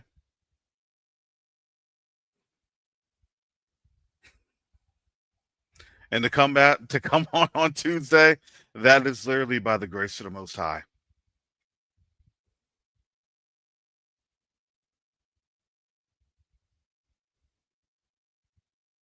That will literally be by the grace of the Most High.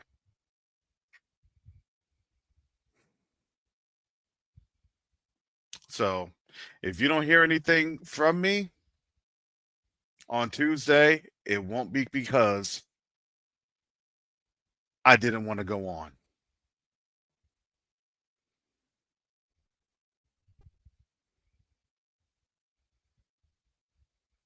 So I'm just letting you all know.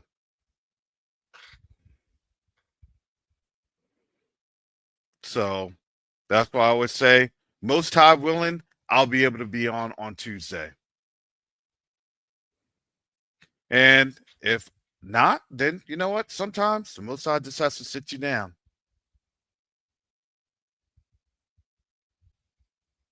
Oh, I may get sat down. There you go. That's it.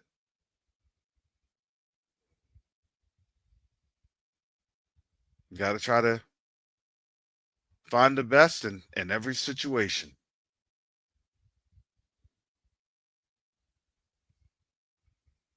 But I would be a fool to not ask for help.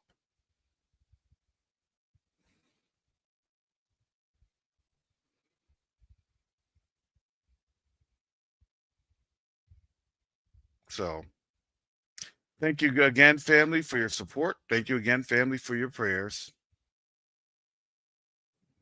And with that, I'm going to say shalom, salama, siyemi, shalom, peace and blessings, yasharel.